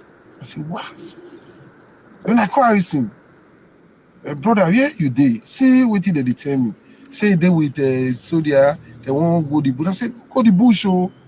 Even the guy tell me, say, Harrison for road, say, but inside Harrison for return. I said, come back. My brother did, and they don't release my brother. Cut the story short, they come. The next thing I see DPO, because before Harrison go there, I tell DPO, say, Harrison there around to see what they go on. They say, okay, make I tell Harrison, they feel work together. Told Harrison just say, no, see me, they just go collect money, make the people come outside. When we go call DPO come, the Harrison driver, when they drive follow Harrison back, they go Jet2 side. So the boy when they inside motor with the driver, I tell the boy say, You know they go anywhere, come, where would they go back to Atsi? He say, you know, he say he won't follow Harrison. So when the guy won't come fight her, and I take stop, drive the motor back to the hotel where we did. The DPO don't dey. Then the guy come stand from here gate. Now tell DPO say, no let that guy go. Even the guy will get that the motor where they take go, when it be from this side, I say me they no let her go. When they put the two for police van, me all of us go station. We went to station. We waited for Harrison. We call Harrison. Harrison number they busy. Probably they make calls. I don't know. So the next thing they begin call DPO. I don't know who call DPO. They begin call like and say, Harrison they do good work. Make he work with him. So they come call Harrison. So they tell and say we get name for this time. We get the way we take to do our matter from here. All those guys they'll lose if they lose patience. This they are if jam away day, you know, go like what thing will happen. So I have to talk to him in that manner. Called drive, come station. All of us can talk. DPO can't talk to around. Everybody can talk. Because say the way they do it work, you know, they want 10 person, say you come out money. I say you come out waiting, say you come out money. I say, oh guy, you disappoint me. You disappoint everybody. You tell us say you won't come out money. How much you come out? He said, no, how much you come out. I said, no, you know, if you tell us you don't know how much you come out. That money, they say, no, even reach 10 million. DPO can send email follow him, may they go bring the money come. They follow him, they reach the hotel. Money where you come out for inside money, say you come out money, the money they supposed to sit there for one place. Harris, the bag where they carry come, Harris he separates the money for all the bags. Now there police they say and say they bring money come out, they can put that for nylon, carry come a police station. DPO come collect the money, they call counter, they call say money now 5.4 million now Harrison come out for that money where they won't go give kidnapper. I down, I weak. I tell them, say, I won't go as I go sleep.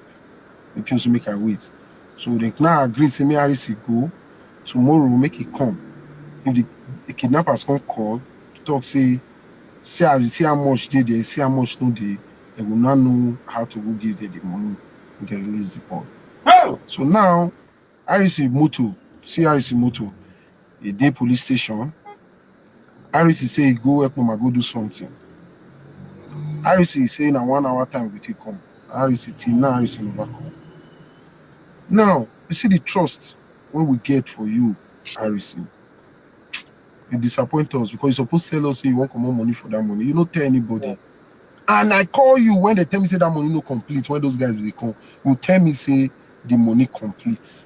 Now you come, you say 5.4, the money where you come out, you don't know, but we count on a 5.4 million. Now come.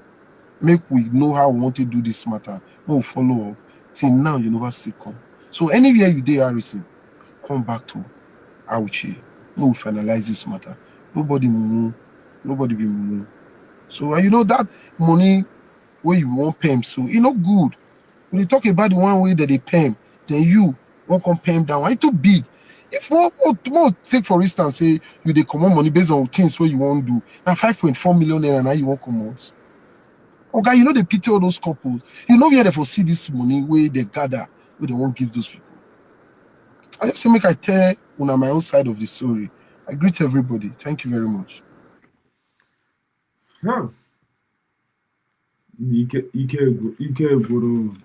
Ike gwụrụ nne Edith ndewo Chidebube ndewo na lekwe nnọọ Harrison emebiela afọ ya.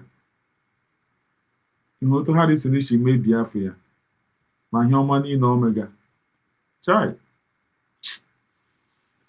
ihe ọma niile omega lekwe otu o si mebie afọ ya chai. All the very painful, very, very painful.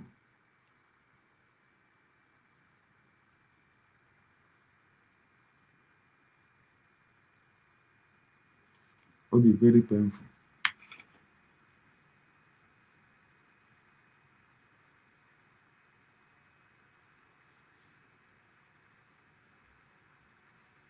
Very, very painful.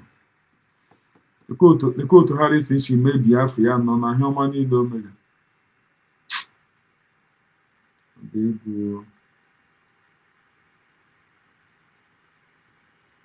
Okay.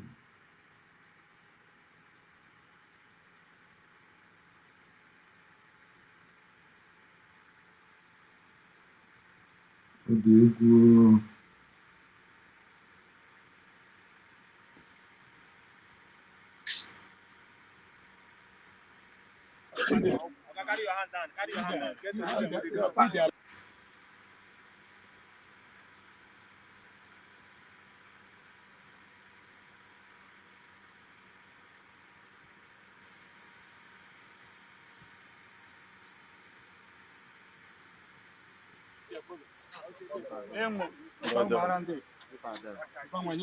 That the men terrorizing this community. Carry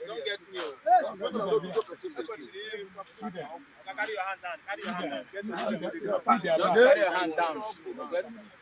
Don't be the only thing. Don't be because if you catch person for bush, you go kill that person. You see your face, see your face.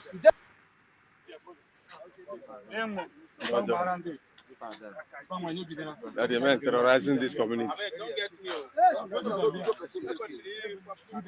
Carry your hand down. Carry your hand down. Just carry your hand down. Don't be the only thing. Don't be because if you catch person. Na-ekwesịrị ete egidere ndị a nọ ajọs nnọọ mapụ ha isi. Ote egidere ha nnọọ ajọs nnọọ mapụ ha isi.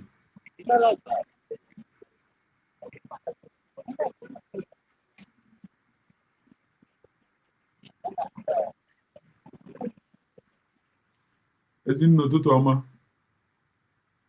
Nne m ụtụtụ ọma, nne Ngozi. Ụtụtụ ọma Ezinne.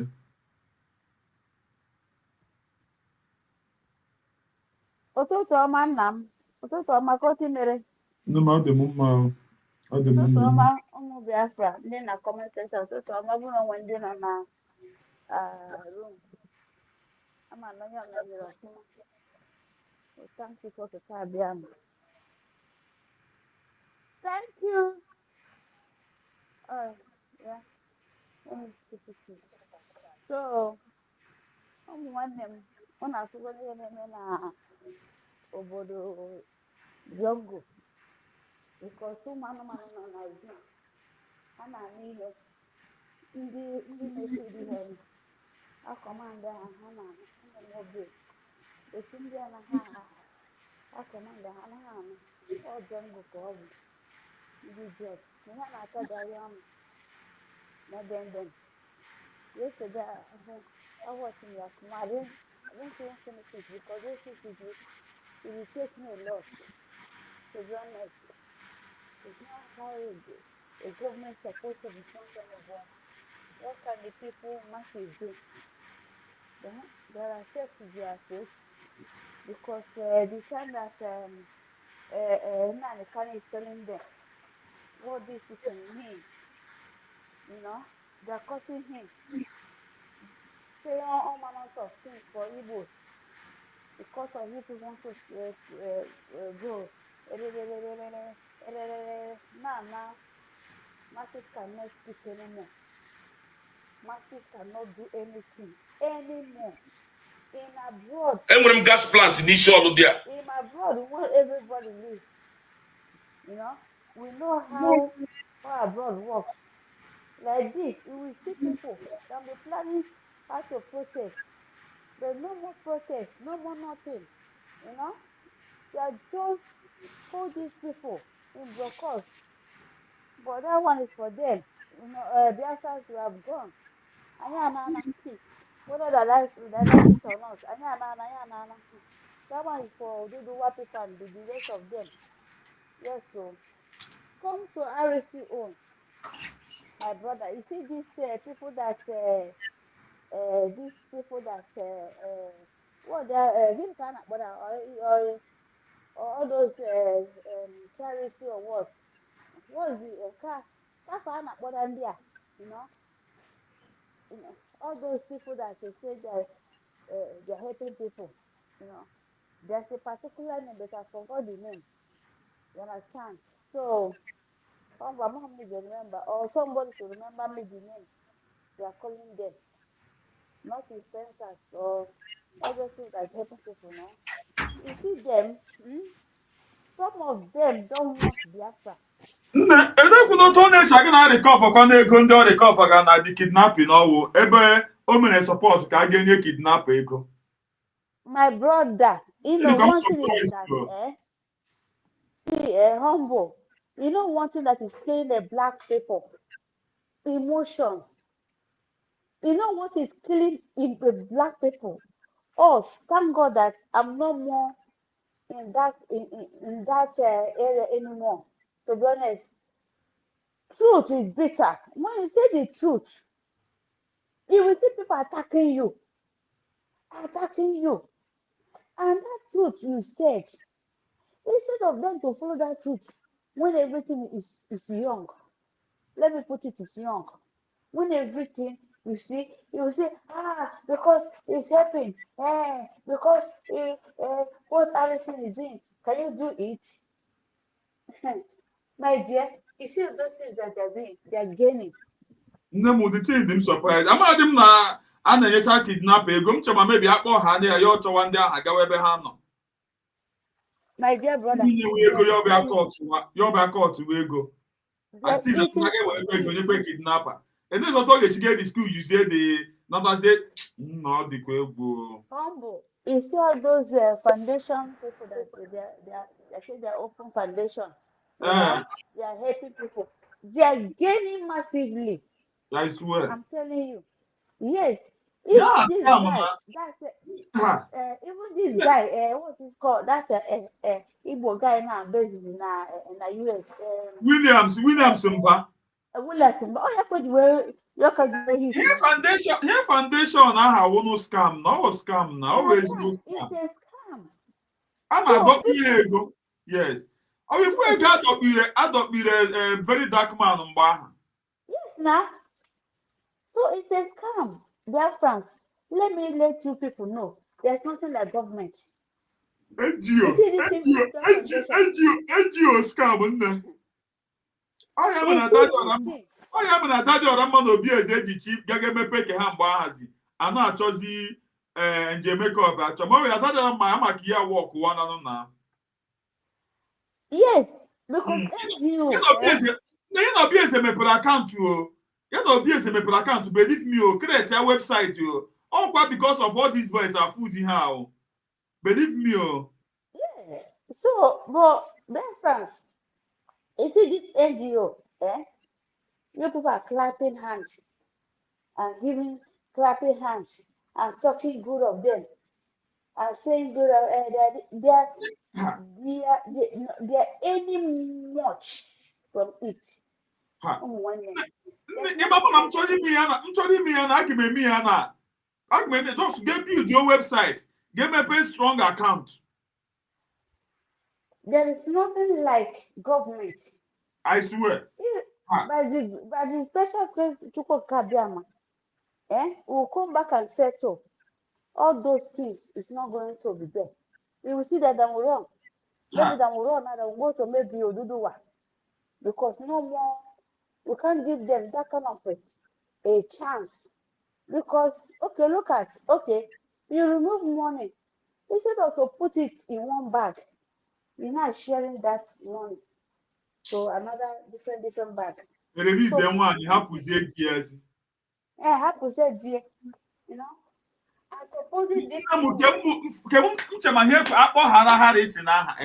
then maybe from the money, then when on a you want a brute go gawa get meet Hagana had the gag my brother, even God it, No, that what I watch it. I'm always watching it. No, I do it. I do it. Yeah, I do it. No, I do it. That day. Yeah. Hold on. Okay.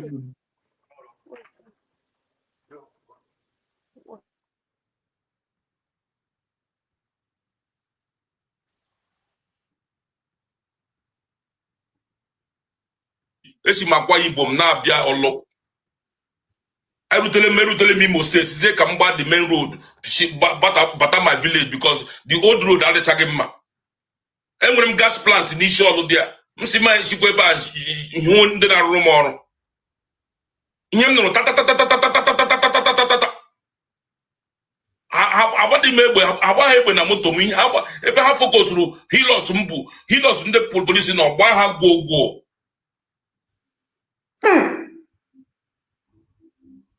that day was my first day ihu kambe ụwa ma ahụbeghị m ndị oshi ma ụfọdụ ihu kidnappers.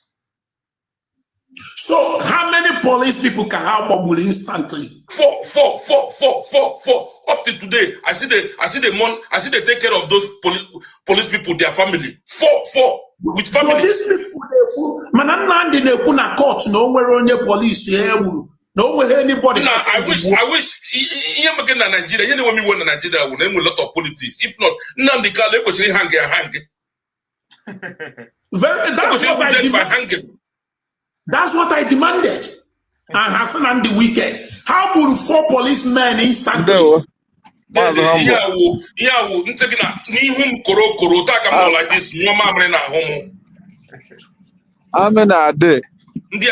Chibuzo chere biko no chere biko chere biko. And Hassan and the wicked. How would 4 policemen instantly? Dede yawo ntekina n'ihum koro taka m nọ like this nyụọ mamịrị na ahụ m ndị a kechie m like this kụrụ m ke ga na moto ke na moto buru ma jeep hapụ the hilos dia ajewara with moto hapụ amazi ebe ọzọ m hụziri onwe m mgbe m nwetara ebe m nweziri onwe mgbe ha na ihe m nọ na-anụzi na ntị m because ntị akụchiele m ihe ndị a kụrụ m ntị jule m mgbe m nọ na-anụ ụda egbe n'ime ọhịa tatatatata m si ụta ka Chineke chiza m ekpere ụta ka m chi na-ekpe ekpere n'ime obi m na ihe awụrụkwa ndị polisi ihe awụkwa ndị amị ihe awụkwa ndị amị ihe awụkwa ndị amị ihe m nụziri anụmanụkwa umere ha nna anụzi ụda egbe ahụ ya na-agafe sọsọ nnegide ụta ekechiri m aka not to remove myself ihe m nụziri hey don't move you're safe ọ bụrụ ndị amị ị na-anụ ya unu mere understand yo ama m unu mere understand ọkwa ndị amị kidnapụrụ ya ka ọ sọọ gịnị o 1 minute echi m Akwa Ibom m na-abịa ọlọ erutele m Imo State sie ka m gba the main road bata my village because the old road adịchaghị mma enwere m gas plant n'isi ọlụ dị a m si ma nchikwa ebe a hụ ndị na-arụrụ m ọrụ ihe m nụrụ tatatatatatatatatatatata agbadị m egbe agbaghị egbe na moto m ihe ebe ha fokọsụrụ ụmụnne m na-enu ihu ikenga ka unu hụ how evil this guy dị na-enu ya n'ihu ka unu hụ how evil unu ya n'ihu unu ga-ahụ evil n'ihu ya na-enu ya n'ihu unu ga-ahụ evil n'ihu ya na-enu ya n'ihu any evil person this is how his face look like. Any evil person, actually matter evil person like this ka ihu ya na-adị then ka ihu ya dị if ha evil ọ dị then ya n'ihu ka ihu hụ ha evil anụmanụ a dị ka unu hụ ha evil ọ dị Igbo m na-abịa ọlọ erutele m Imo State sie ka m gba the main road bata my village because the old road adịchaghị mma enwere m gas plant n'isi ọlụ dị a m si ma nchikwa ebe a hụ ndị na-arụrụ m ọrụ ihe m nụrụ tatatatatatatatatatatata agbadị m egbe agbaghị egbe na moto m ihe ebe ha fokọsụrụ hilos m bụ hilos ndị polisi na ọgba ha gwogwo ihu ya. That day was my first day ihu kambe ụwa ma ahụbeghị m ndị oshi ma ụfọdụ ihu kidnappers. So how many police people can have bubble instantly? Four.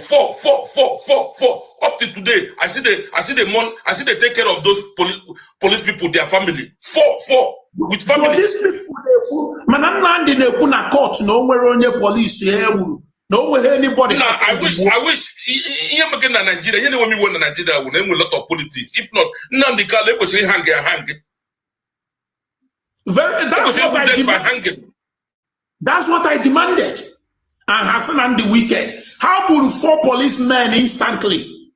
Yeah, nihum koro takam no like this. No mamre na Humble. Humble Biafra. Everybody should save this man's photo. Everybody should save. Everybody save when Ikenga, Nyamatali Ikenga. This man they cook now. Yan Ikenga they cook.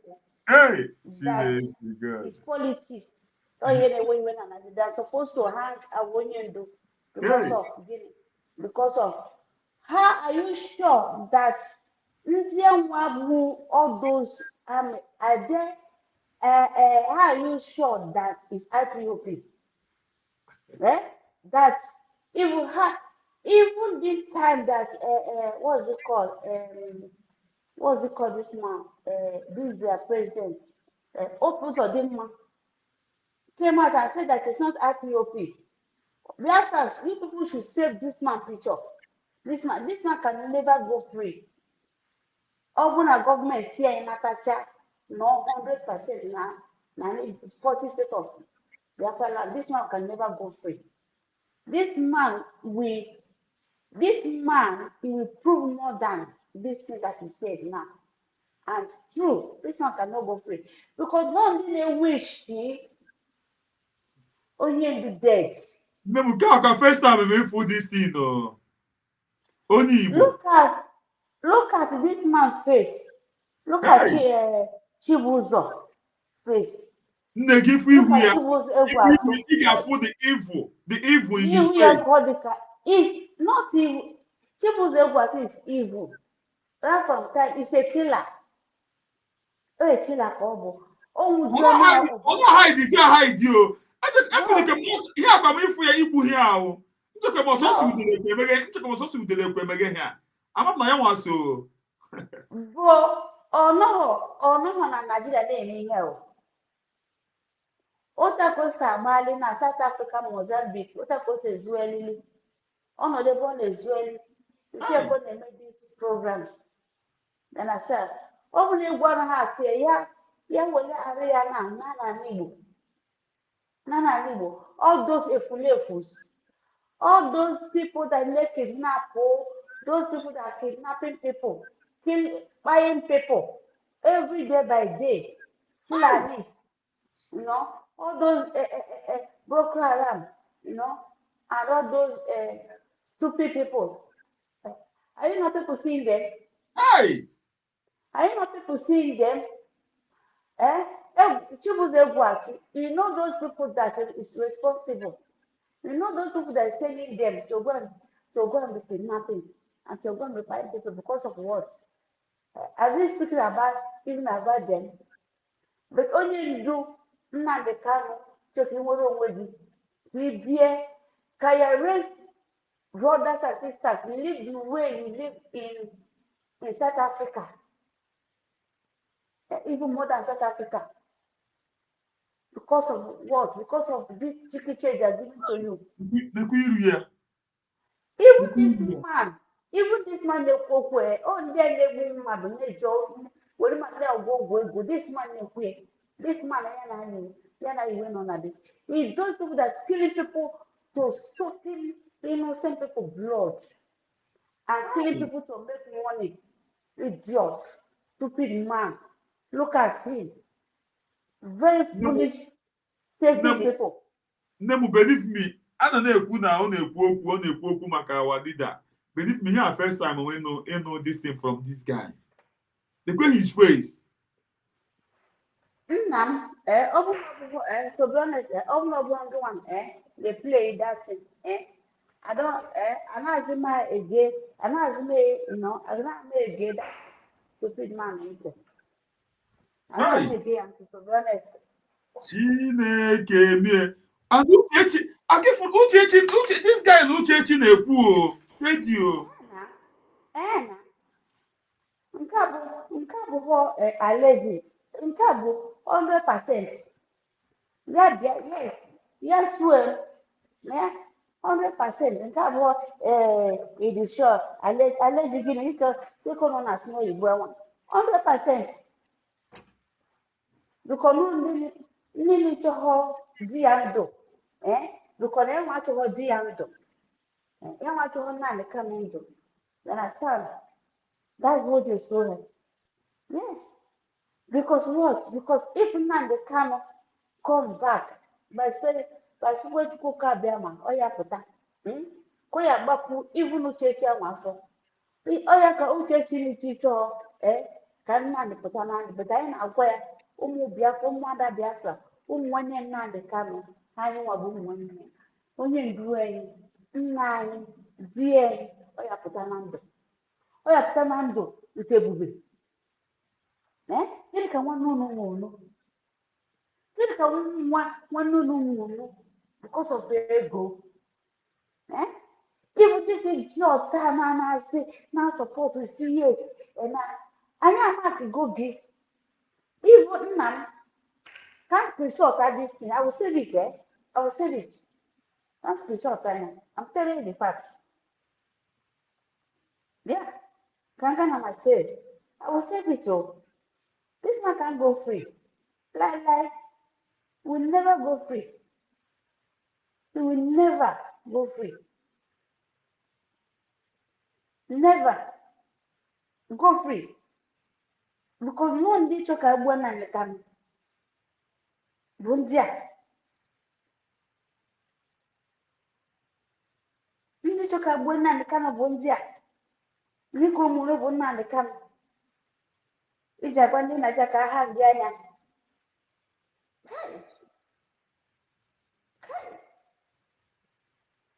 this picture yeah we'll never go free oh I'm telling you humble and I'm sorry come what the car this thing no this man will not go free oh no I'm not free like no, we're not the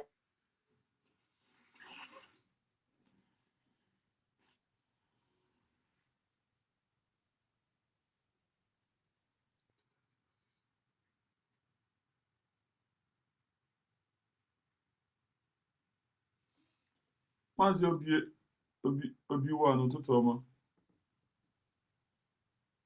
Maazị Obi1. Good morning. Good morning. Humble. Thank God that in the morning. I haven't say good morning. It seems good afternoon. Yes.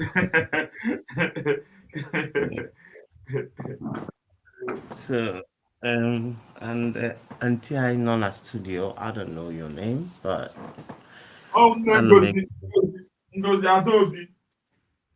oh, okay. Ngozi. Yes. And the people in the comment section. So now look at what these two gentlemen are here talking. Hey.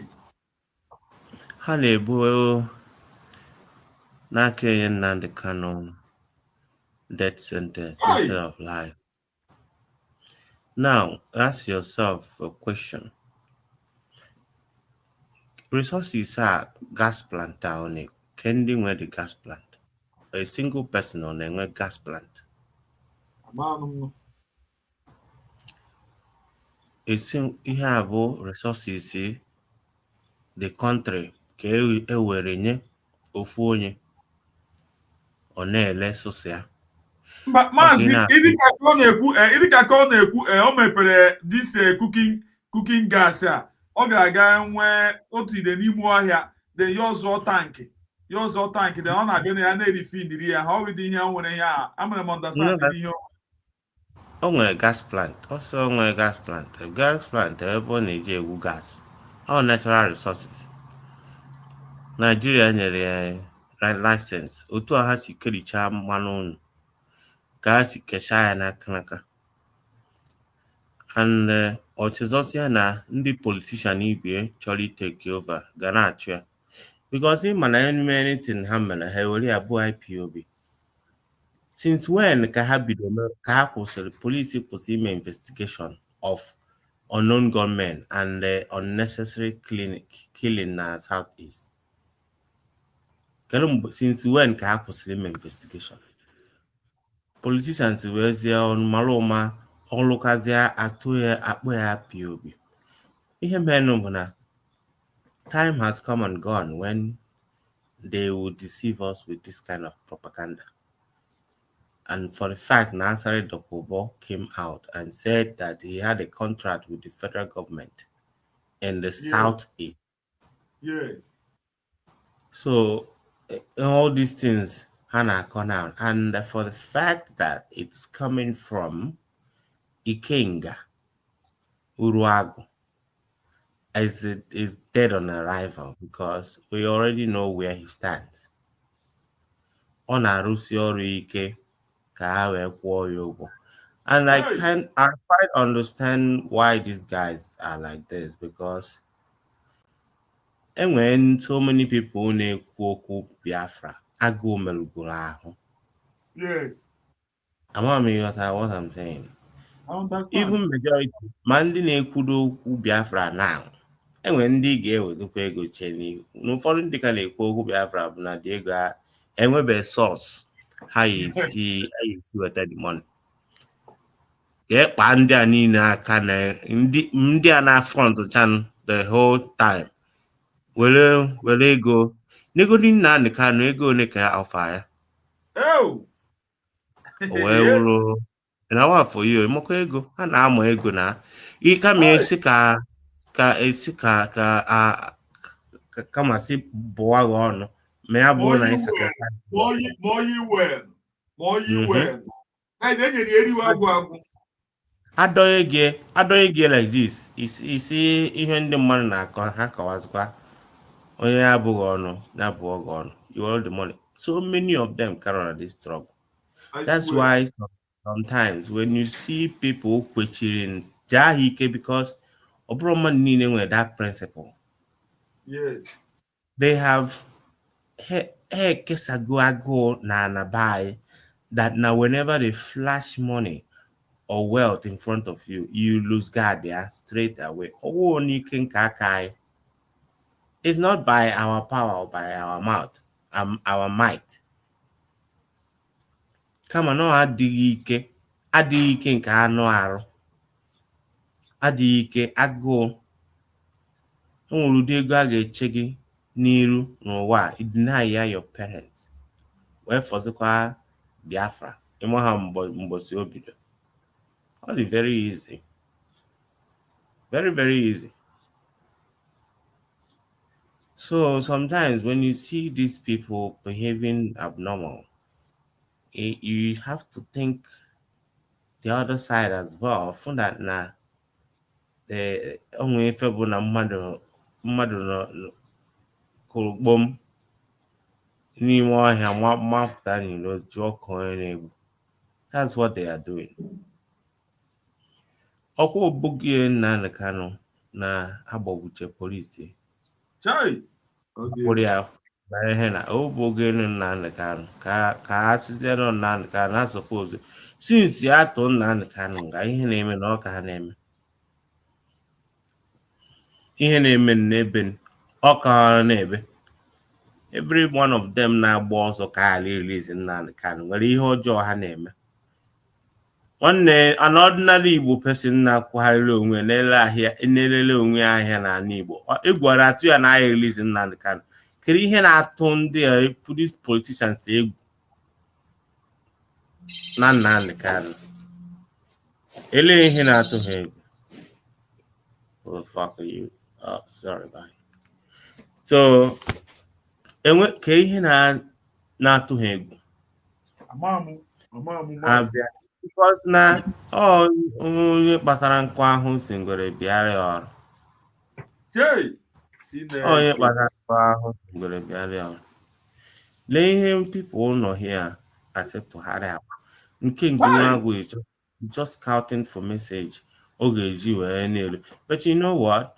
I cannot wait to see how their faces will be when everything settled. What their faces will look like. Mgbe ha ga-anọ na apply their ID and na reject it. Time na-abịa kefu mgbe ha ga-ebido apply their ID card. A na-enye nke ha, a na-enye their ID pending because without the ID card in Biafra land, you can't do anything. You cannot do any ID card or ihe foreigners chọọ ịbịa bụ citizens Biafra gonna hustle to have, because with the ID ka ị ga-eji nwee ike open account and igosi na a citizen ka bụ ebe a ka ya site ndị. And I heard when you are playing Nwunye Ojukwu's video, those people, their case is the case of when you say do not be found wanting. I was really disappointed in that woman, because I'm not saying that now from federal government. After all, Ojukwu contested for election after the war in Nigeria, but I wasn't expecting her to try to have in hand in Ihe Mere Simon Eba, or even still trying to do one or two things give another Simon Eba, because Chukwuna tunyere the woman who go naturally in a position where, even though no one had anything to contribute to during the war, man, Ebubedie a cover gear. See now what she did to herself. What has what was in the shape where Bianca Ojukwu no I retired to have fun. And the mother punishment like can her every Christmas. Every Christmas, honey, the present every Christmas, and that present should be only every 24th. And sure, when I bag it 24th, in your and waterproof. And sure, when I bag it 24th December, it chose up for newspaper, Union, yeah, Demoisha and a compounder. Oteten also to issue, often shake out Masacha. Humble, Kayla. Hello, drama. Humble. Not square. I'm a moon one after square the buy for knock. Okay, because na na-ekwentelu m ka mma ma alụ dị ka mma. 24th onye ọ na-abasị anshi na waterproof. Che na compound. Ọ dịghị mma.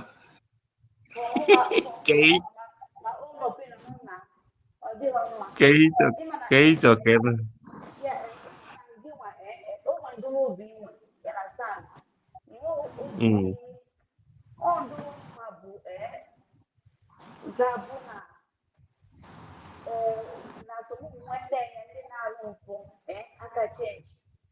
Because what they say this to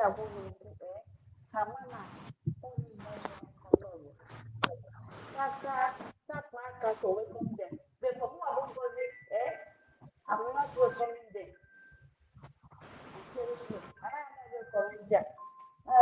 Okay, you need the car around that door.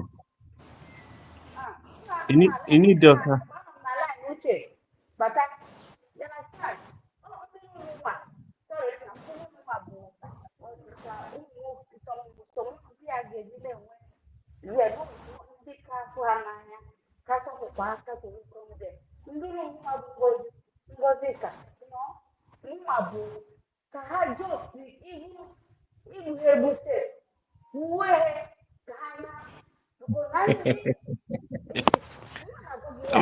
But they are all, no matter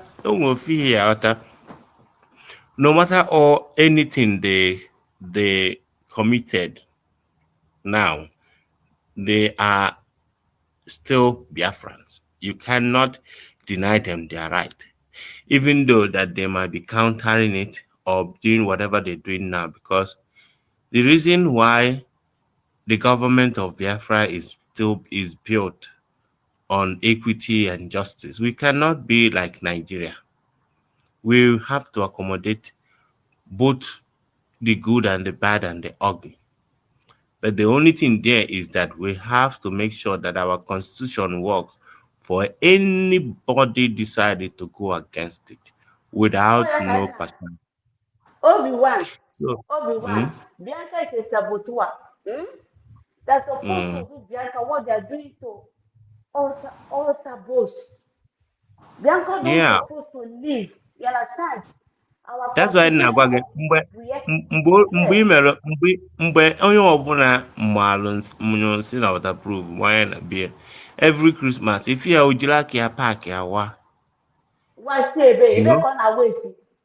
o Nna m ebe jee ka ọ na waste? ebe ndị o ji ebe ka ọ nọ kịta ọ nọ Nnewi What of ndị ọ ogbu? na ọ What of na-akwa ndị abroad. what of ndị ogbu? Nna m ịma n'ọnụ bụ even self I don't Mm. constitution a ya dịkwa eyiwecha na ụmụgo onye Yoruba bụ ya ya lawyer. Ụmụada constitution dị kpọkpọ. Nne I'm biko telling you. nne welata iwe For the kwanụ inye ewere ka ọ dị civil n'obi mercy. A civil mercy ewere can ka ọ dị. do that. Mm. Eh? Okay, look at because of ihe this woman mere, because of Mm. ihe Bianca Onowu na nwunye Nnamdi Kanu mere with all those people with the king against our PM. Or ya ka Nnamdi Kanu may face the consequences now. What are you telling me? You understand? Only I Mm. suppose is a sabo. And according to this man now, then it came you go. Eh? Mm. Ah, I did well, but I am not such a oh, you say no. Mm. Yes. Ka e postu this man na-eho ka e postu ọ na-ehold self by the way. Onye bụ onye ahụ. Nke a na-ekwu okwu a na ka ọ nọ na gọọmenti ka It's a ọ nọ na businessman. Maybe I have this manager or what is it called? Opus or Ninja. Yeah. Mm. To be Maazị ihe a normal guy man just bute ego gị mepe that gas plant aha. Ihe a normal guy man butere ego. My brother, No. humble. Don't say it's a common guy man. It's not a common guy man. You know. Oh, see, I can hope of the Georgia along Imo State. All those hopes of Georgia. It's not a common guy man. Oh, yeah, nah. Ota asu we pate all through hopes of Georgia. Ọ ndị gọọmenti ọ ndị na-eri uru na steeti ọ dị kind ka ị na-ekwu okwu ike Nigeria ha ajụ because ha nọ ọfụma ị na-ekwu okwu Biafra ha ajụ because ị chọrọ isepụ ha ọnụ n'ara ikwugodo okwu ka common Ikenga change mind ya o wee bụrụ onye nke anọ because ị ma na these guys, this kind of people are the people Ikenga is looking like they are his role model. They are his kind of role model because I think he has realized that when you serve Nigeria, Nigeria will reward you. So you see them, they commit impunity they commit bad things with impunity. Can you imagine persons like Ijele that at this point of time that what Nnamdi Kanu has been saying is happening now? Everybody have started subscribing to Nnamdi Kanu's idea. Not only Biafrans, but Yorubas and Hausas, the northern part. Even there was a video that you played of what somebody saying Nnamdi Kanu is taking over the followers. I think that is an AI video, but that does not mean that such thing is not happening because for a governor of other states to travel to go and meet a supposed terrorist inmate who go see that now, and other things that is happening. Because it seems like everybody is now understanding the program against Nigeria, not just because it's happening in Nigeria, but because it's happening all over the world. There is a jihadist movement that is about to wipe out Christians. And they have a special interest in Nigeria where the mineral resources are too much. So if they can be able to conquer Nigeria, that means West Africa is gone. So they ended up penetrating your government, your media, your military. You can imagine America saying that before they can collaborate with Nigeria, that some personnel in the government should resign. Those are the people that have been functioning for a long time. Issa Pantami used to be Minister of Communication, which takes care of your database, your name. He is the terrorist sympathizer. Sheikh Gumi has been patrolling, moving around all over the world. Saudi Arabia, which is an Islamic country, rejected their own. But Gumi will come and tell you that terrorist is not like IPOB. The terrorist IPOB that is want to divide Nigeria, that is killing our forces, and that terrorist is just kidnapping children just to make money. The last they kidnapped, how old were they? And we turned 8 years old. 8 years old. 8 years old. 7 years old. Can people kidnap her? And they still have a spokesperson that comes to the national television and speak and try to narrate and tell you the difference between a secessionist and a terrorist. And it's so normal that people just sit down and listen. So barbaric. I cannot imagine. That is so unfair. I don't know why people can actually believe what is that one Nigeria? I haven't been one Australia or one England or one Calafia, one Iceland or one Austria. I haven't seen that. It's only in Nigeria where the vision of Nigeria is a threat to national security. Where is it done in the whole world? I think that no one like in Ahmad Noro, nwere ọyị nwoke or ịnwe di or nwunye, bụ na ọ da work alone, unu change pattern, either everybody go their separate way or you go to therapy. Unu ma ma ọ ga-arụ ọrụ. In this case, they want to make sure that you stay there and kill yourself. And it's time we actually stop. As for long, I stopped blaming the Britain, saying that, oh, Britain has a hand in this. Kendi ha ji arụ ọrụ a kwa ndị be anyị? On the buy. A government like Nigeria decided to give Nnamdi Kanu death sentence, but yet they are going to England to appeal for you whether Ike kwere mmadụ ka ọ bịa saa abụọ na Nigeria. What is so important with what is the difference between prison in the UK and the one in Nigeria? Ka ihe a chọrọ ime, a chọrọ Ike kwere mmadụ nata here ka a tinye na one duplex ebe a ya abịa na-evisit ka instead of ịnọ na nga ka ọ nọrọ that place. Ọ bụrụ na onye ka nwoke eziokwu, ọ bụrụ na Ike gwere mmadụ uwe onye Hausa ka akpọchite ha ka ewereta gị since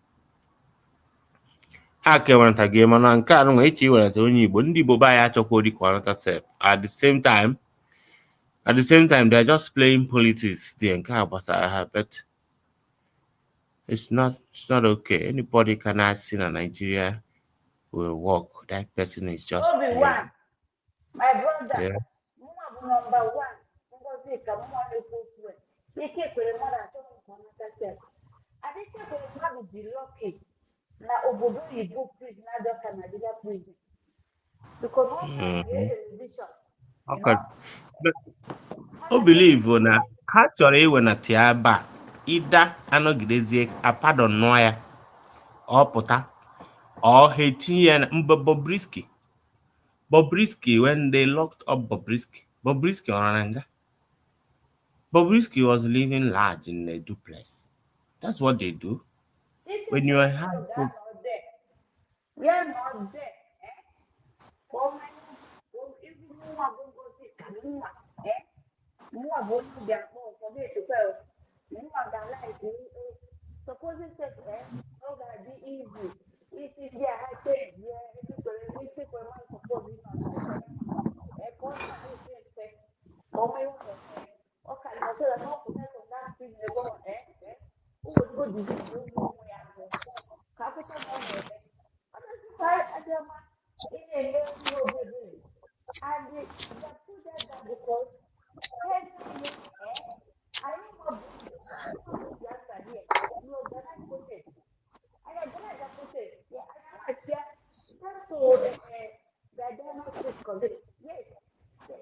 Yeah, my chair. You don't have to do that because all these people, all na those who know, who don't know who suppose to do. Agana na be obodo mmadụ si na ndị mmadụ na-apụ na ịma na all those politicians ha na-eme ịma ọgaranya na-eme something na-emegosi n'ogbe ọnwa ha na one day na akụkọ ya erukwe ọ dịghị ga-achọkwa ihe n'aka n'ogbe o nwere story nne di m gwara m si m na o nwere ọgaranya na be ha bịa lụchuo ụlọ so ụmụ ana ebe ọ ga-esi wee bad na there.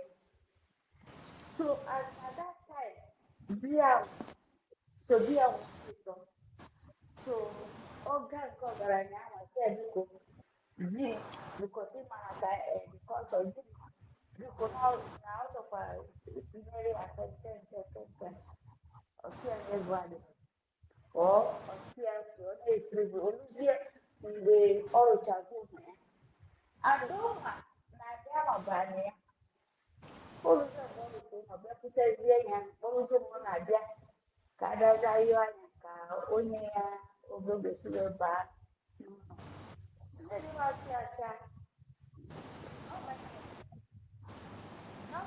because na I don't know what that time because I think at that time mgbe gboo ihe na work ọ dị ọzọ ka now bụ na iji ego ichekwa okwu akụta onye asị onye a ibu na ma igwe ma ndị igwalụla ọsị acha ọsị before onye that time n'ihi ga-emere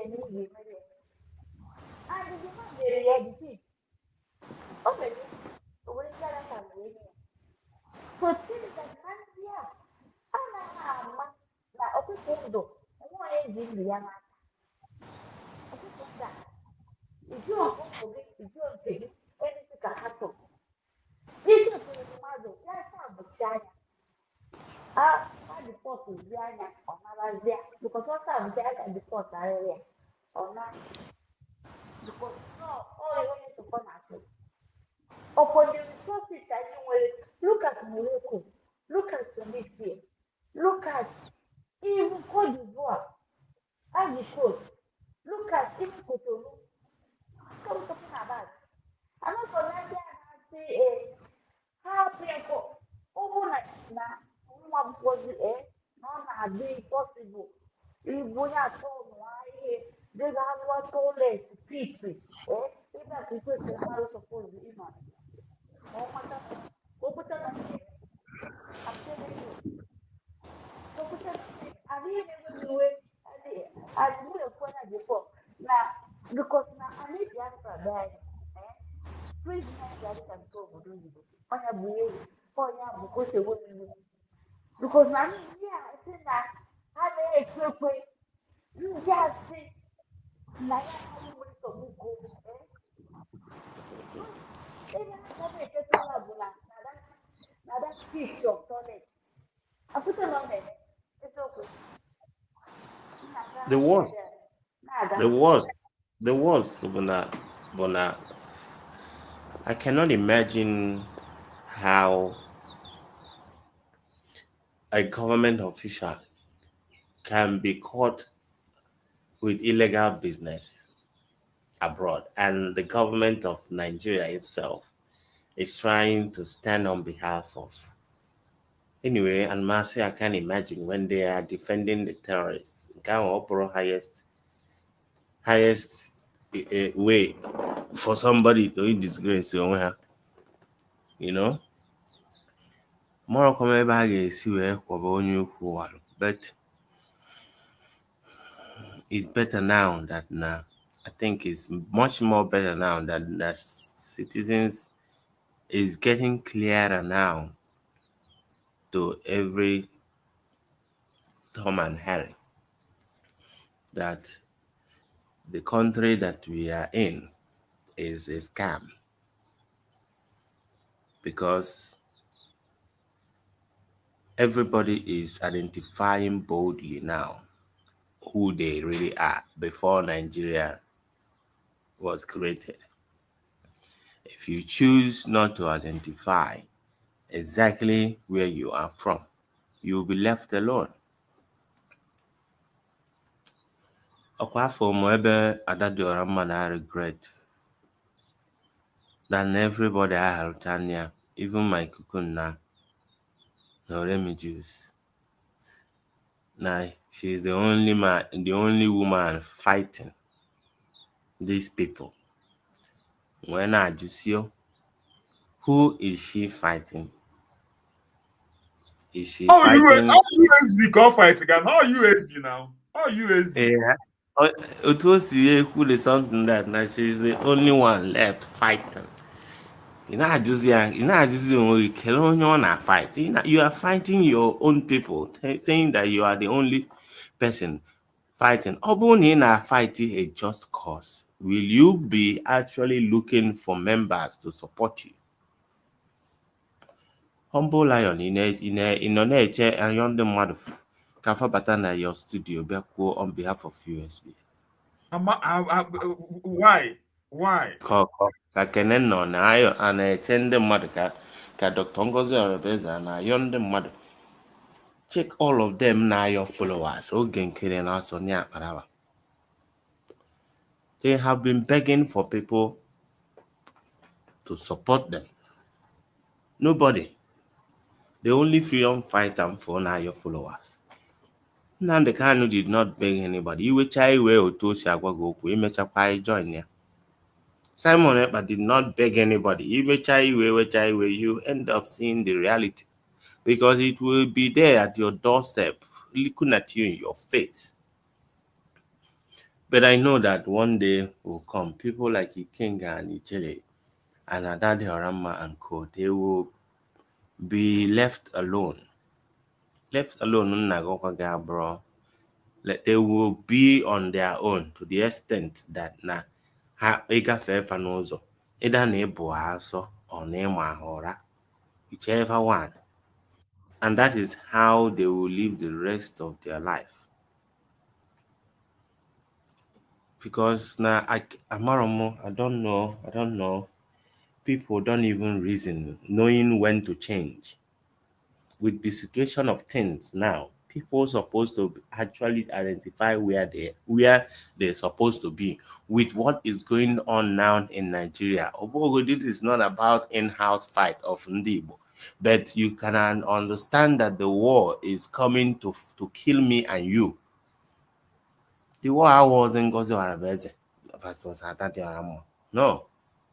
The war is about all of us. Me no na Brigio, me no na CRC, me no na Adadi Oramo, me no na Umajana. When they come, and when you hear the n'ihu gị, you identify who you are. Even self when you decide to combat or come for onye ndị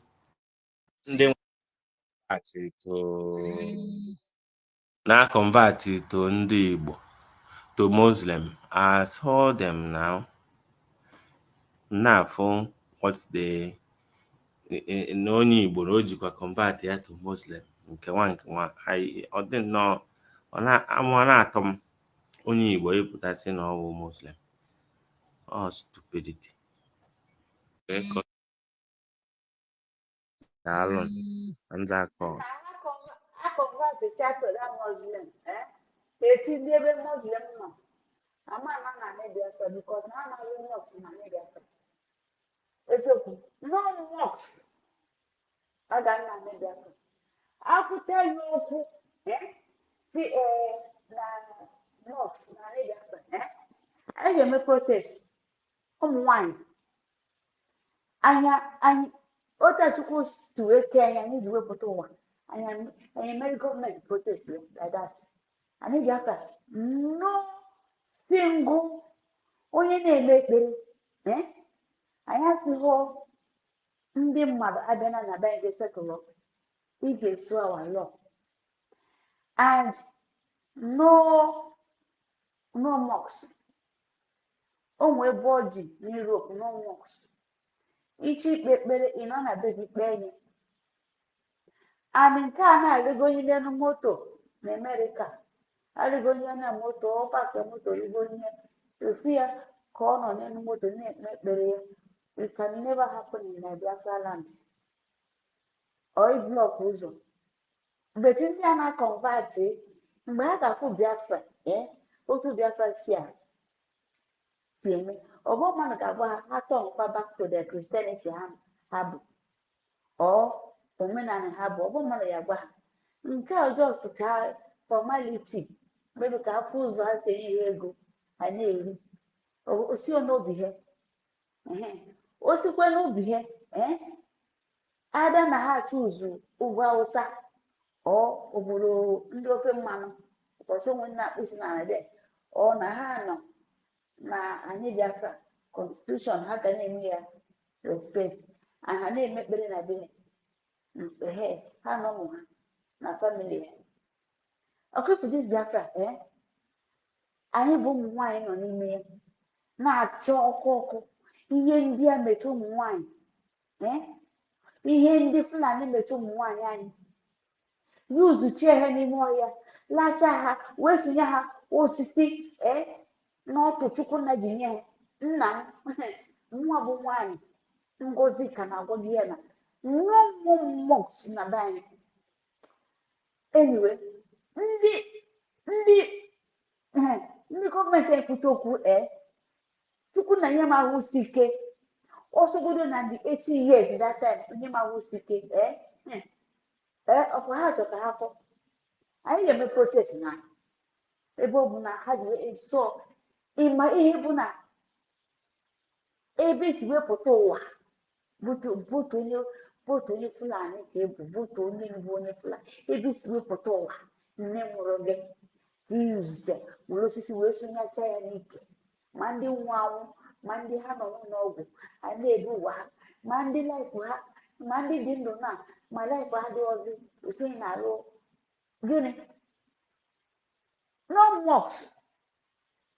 no mosque I'm telling you enough is enough ndị a because na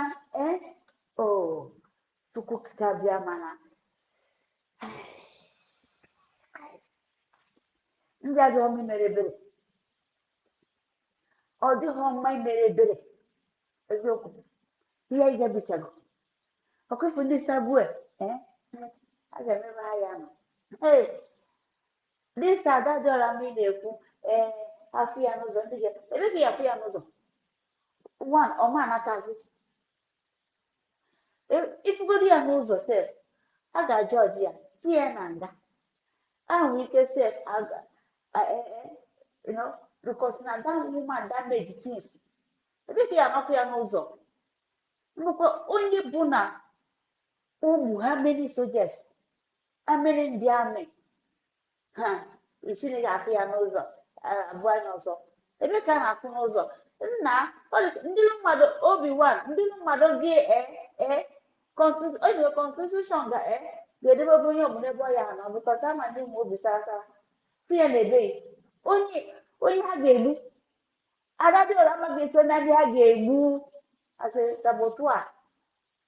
sabotua bụ nwaanyị mechacha ihe mee ihe n'ebe ndị men on the ground died before ndị ha ji maka ihe dis woman wee gbu ndị dis woman gburu egbu Then I say, I feel another, I buy a so. Mfara dora manuzo, nje do our government ajojo. Yes, nga do government ajojo. Yes. Protest, nga conduct protest. Amen. Take na akọ ihe. Ada na mama ga-abụ ndị a ga-egbu egbu, ndị a ga-egbu egbu. Ụmụnne ndị a ga-egbu egbu. Onye a ga-ọma to pardon. Because ụmụ ihe, n'ihe, onye mmebi ihe, wee. Onwe ndị ha ga-eme pardon o. But ọ bụ ndị nke ada dọrọ mma. Ebe ka ya ya n'ụzọ. Ole si na mbọsị ga-aha gị ya bikọ na ha ga-ewepụta ya n'ọnọdụ ha nke ya. Ijezie iche nwere gwara n'ezi ọ bụ na ndị gọọmenti anaghị ala awụ ebe ọ na-asị ụmụ ya ọ bụ na ọnwụnwa ha were the ID card wee tinyere ya n'akpati so that ka ọ bụrụ nke onye na-etinyere ya ebe ka ụmụ ya ga-afụ ajọ nne ha ma ha ga-etinyere ya onye si na ọ bụ na ọma natazi atọ na ndụ ya na ọ nọ na France o wee nwụọ ya na data ID card a na-eteziere n'igbe ụkwụ ya tụwa n'epọt kpam epọt ka a ga-eji wee nwụrụ ya ame ya rest pụta na ọ na-eme ndị ụchụ nwa na-akọ na that painting of matter ndị ụchụ suppose abụghị egbu humble nna m nọkwa n'ihu. Ndewo nne, Chukwu gozie gị. Ndewo ezinne. Ndị a kechie m like this kụrụ m ke ga na moto ke na moto buru ma jeep hapụ the hilos dia ajewara with moto ha bụ amazi ebe ọzọ m hụziri onwe m mgbe m nwetara ebe m nweziri onwe mgbe a nọ ihe m nọ na-anụzi na ntị m because ntị akụchiele m ihe ndị a kụrụ m ntị jule m mgbe m nọ na-anụ ụda egbe n'ime ọhịa tatatatata m ti ụta ka Chineke chiza m ekpere ụta ka m chi na-ekpe ekpere n'ime obi m na ihe awụrụkwa ndị polisi ihe awụkwa ndị amị ihe awụkwa ndị amị ihe awụkwa ndị amị ihe m nụziri anụmanụkwa umere ha nna anụzi ụda egbe ahụ ya na-agafe sọsọ nnegide ụta ekechiri maka not remove myself ihe m nụziri hey don't move you're safe ọ bụrụ ndị amị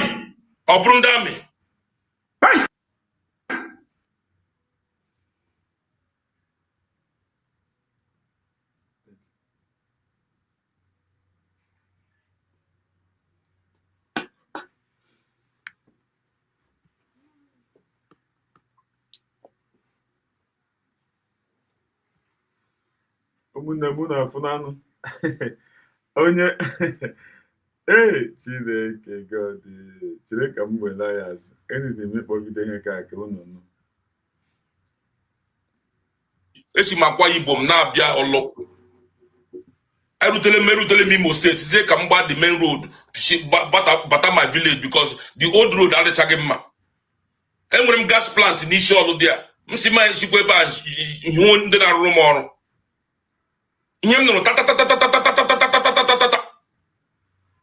agbadị m egbe agbaghị egbe na moto m ihe ebe ha fokọsụrụ hilos m bụ hilos ndị polisi na ọgba ha gwogwo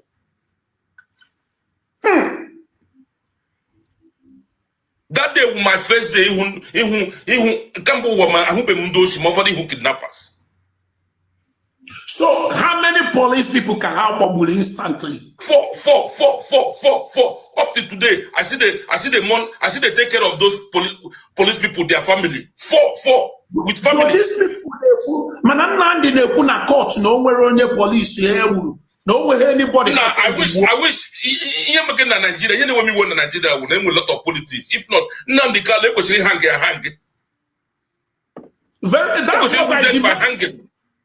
That's what I demanded.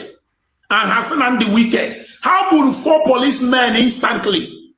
Nteki na nihum koro ta kam no like this. Nyoma amre na homo.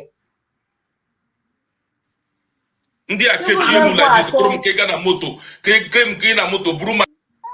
Chibuzegwa, see here demand as a government now. All the government in now function well. Can't you go do this man Togonogo tofue uche ya no common sense. Ndị polisi, ndị amị, ha mere nwanne gị n'Imo steeti ha dị na mmụọ. Ha mere nwanne gị the family ka na-eli alele ma ụmụ ha hụhụ onye ga-azụ ha n'akwụkwọ. Ndị amị gbagbu nna ha gbagbu nne ha. How many of them? How many of them onye ọchọ? How many of them can Nigeria army useless their government, their family? Now the Igbo Biafra speaking. Accountable. So because of those people kill the police people allegedly, as we are saying it, who know whether it's the truth? So now you people now revise, now they cannot send here. Oh no, true. Is it this wish you people wish all those things to your own generation? I ain't not need Biafra, I need a plea the Akapari Kenga, especially Kenga. Government side. But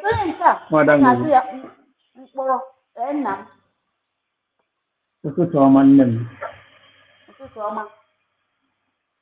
Hello, otu unu mere. Tupu emekwu maazị Humble Lion na-ekelekwa ndị ndewo maazị ekele m gị onye eziokwu ekele m gị. Yes, my brother Obi-Wan udo dịrị gị nwanne mmadụ onye eziokwu ya gaziere gị ọ pụọla ya. My people ndị nọ na comment section ekelekwa m ụnụ. Anọ m n'ọrụ sọma iwe ego ọnụ n'okwu bikọs ọ na-awụ ihe emebe ụta ihe a ji mere ebe ahụ ha buru ha laghachi ha apụta. You need to come and debunk the actual ụlọ ha bubatara. My people at the comment section ekelela m ụnụ ndị ọma m ji eme ọnụ udo dịrị unu ka onye chiri ya chere. Ịfụrụ this moonlight story a Chibuzo egwu so the criminal highway robber na okoko a na-ekwu ebe a ihe a bụ staged story because enwere ka m na-esi eji eme na-akọrọ m akụkọ ihe a na-awụ staged story. The story is unrealistic. Listen, ebe ọ na-ekwu okwu a na ama m ebe a niile iruo isi Owerri na-abịa ọlụ ruo ebe a enwere ọlụ old road and the ọlụ new road. Thank God also old road adịghị mma ya gbaa new road. My brother, new road from ebe ọ na-ekwu okwu na ifete filling station ngwe petition n'ebe another one awụrụ that university also university nursing university ọlụ then gị na-agbagote ọgbọchichi ọwụ army checkpoint ha nwere army base there ka ị na-ahụ akụkọ ndị iberibe na-akọ ha na-akọ ka na-enye gị echiche. Army checkpoint nọ dị a ndị be anyị ha nọ ebe ahụ na-frustrate our people. Onye moto ruo ebe ahụ ya agba brek onye ọbụla dịkwuchi aja ụkwụ na-aga. Gwazie m ihe ahụ my number one observation. Gwazie m ebe a nọ na-agbago dị egbe ahụ ọgbụcha ndị polisi ahụ na that road busy road ahụ eburu ya nke a ashị mbụ ụzọ ashị ọkụ n'ọnụ nke mbụ ụzọ then eburu ya na moto ya ebe o nwetara onwe n'ime ọhịa ọ na-anọ tatatatatatatata ọtụ Chineke mee ihe awụrụkwa ndị amị na ndị polisi arụkwa ndị amị na ndị polisi. Nwanne onye eburule n'ime ọhịa ya anụma tatatatata n'obi ya wụrụkwa ndị polisi ma ọ bụ ndị amị. Nwanne onye kechiri anya ekechi ihe ya na-anụ ụda egbe ya conclude n'ime ọhịa a confront gị ha na express road ebe ọ sị na ha burule ya then ya wuje n'ime ọhịa egbe a na-agafe egbe a na ndị kidnapụrụ ya nwe ihe dị kidnapụrụ ya na ha hapụzie ya egbe a na-adazife afa oh no, that one day more than a quota. You may gain here. You use your number 6 may gain here. Yadika, what age your nanya? What age your nanya Hakojam? Young would accident, yes, eh? Yes, so also it guru I go now remind the city of Rosen Dan. Yes, I'm Danny. Chibu Zeguato. Aroga. Amabe m ebe ọ ga-edu ga-aga. Amabeghị m ebe ọ ga-edu ga-aga. But I'm the sorry. Maka ama m echi, people will also come out. The same thing as my sister na-ekwu ebe a na. Say, anyị bụ ofu na a ga-eme ebere. I trust our constitution. Ihe niile ha na-eme today. Nwanne constitution kọbachara ha niile. Enweghị nke a ga-asị na mebi ọ dịghị na constitution anyị. Mana anyị hụzuru anya. So, I chịkọrọ ihe niile at the same time, ndị na constitution anyị, maka a ga-apịa ndị mmadụ gburugburu. A ga-apịa ndị mmadụ gburugburu. A ga-ekesisi ike. Many will be in that land, in that holy land, were migrants. Na-renew their documents every year. Many will fall a victim. Ọkwa n'ala nna ha, mana ha ga na-renew their documents every day. And some benefits will elude them. They will be excluded. Welcome. They will not have rights. They will not have rights for those benefits. But when we talk this thing, people still think that the previous shares that brought us together are still intact. The union has been destroyed for a very long time. Just that we are taking the bull by the horn now. Yeah, they have awful symbol. No, no, they have said that only make a trial of go win this thing. When I hear me like, we have done it. Congrats to us. We have done it. I'm going to have a 9 and 2,000. Mad people, the graveyard. Thank you very much, my brother. So nobody should reason this rubbish. Onyara or Rastaman, Onyara, and here. So. Ihe hapụrụ ụgwọ ya ka ọ na-eme ebe ọ na-protest his political ambition. Political ambition ga-egbu that political ambition. Triple M na-ekwu. Yes, my brother, that's me. Welcome. It's Obi-Wan. Thank you, brother. See, what you should understand is that now all these guys have identified who they really are. So there is nothing that is coming out from them that we're going to take serious because I am Sure. So ha kọgide no sokwa je kpọta Donald Trump ka Donald Trump condemn. We don't care anymore. We are just waiting for the day. For the day anyị ga-emeri anyị niile dịcha settle, then we are asị agbasi ọsọ agụ mile. That's it. Thank you. All of them are unchecked. All of them are unchecked. So that's it, my brother. Continue. My people need to, shine your eye. That is just the beginning. Oh no, if you fight. Who are you fighting? You are fighting yourself. She's fighting herself because all the way irrelevant. She's fighting herself. Ihu ya dị ka mgbe aka ya ọtara na town hall. Ọ dị very funny. Ọ na-ekwu ụdị ihe anyị na-enene ihe otu o si dịcha serious. Ụmụnne m ụmụajana unu afụgon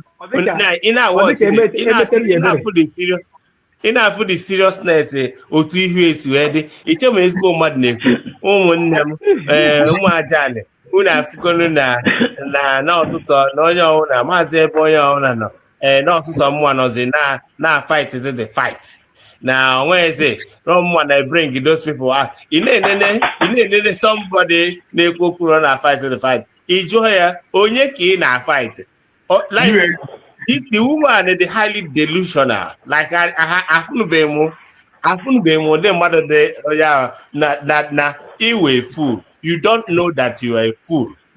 Like, if you made the video about now, this thing, you need it humble. need ije watch here. Odumeje na ana-eme something na si n'enihie. Anywhere call. You put anywhere. Enihie. Otu akodi. Oh, na this so funny. If you audit it serious, ụmụajana. Unu afugonu na na onye ọbụla wezo nọ na maazị ebe with a low voice ije with a low voice unu afugonu na ikuku na amazị nke na-eme eremijusu nwanne m nwoke amazị unu afugonu na n'ọmụsụsọ mụwa na fight this fight ịnọzi onwe ịnọkwa onwe gị too onwe gị mbọ na fight woman na fight ihe ọ na-asị n'ọsụsụ ya na fight ịnọ na fight anyị na-akpa anyị terrorist because ị na-asị anyị na unu afụgo n'ọsụsọ gị wakpo ọ na asụsọ gị on a very good day you should know that Biafra Unite is a scam to start with. At this time of struggle that ka ị choose n'elu unu nwa nọ na media unu ebupụta ihe unu hapụtakwara anyị nwa n'ezo nke anyị anyị ma reason why we don't want to come out yet. But n'elu unu nwa nọ na media common unu nọ na media na-apụta dowe nọdosi ike ikuku na anọrọ ebe ọ nọ ihe ma ọ nọrọ dị ọ na-akọ ịmana one thing I'm against onwe ike ikuku na onwe ike na hide onwe mana ọ na-ekwu something that is reasonable.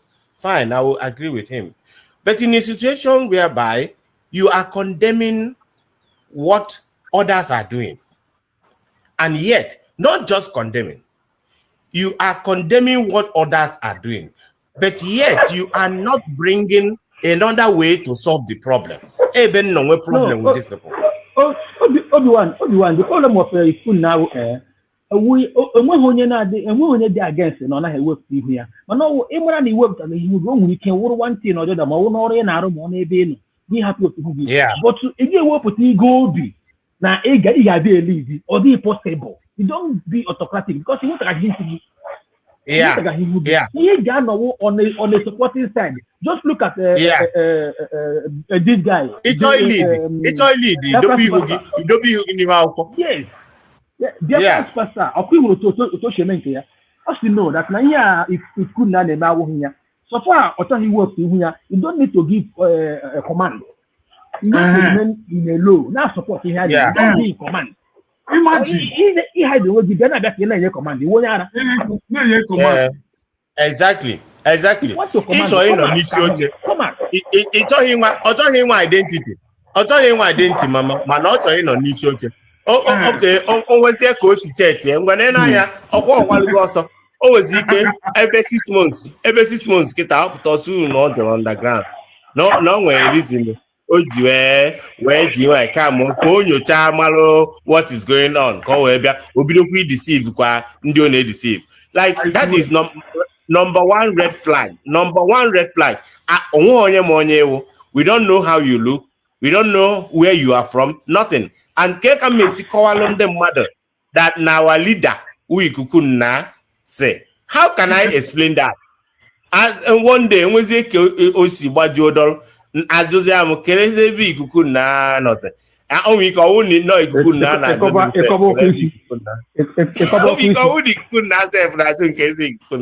nice mama big oh man Nekuna mama, I'm a big kuna. This is the kind of person Adadi Orama with a curved brain. Neso. This is the kind of person Adadi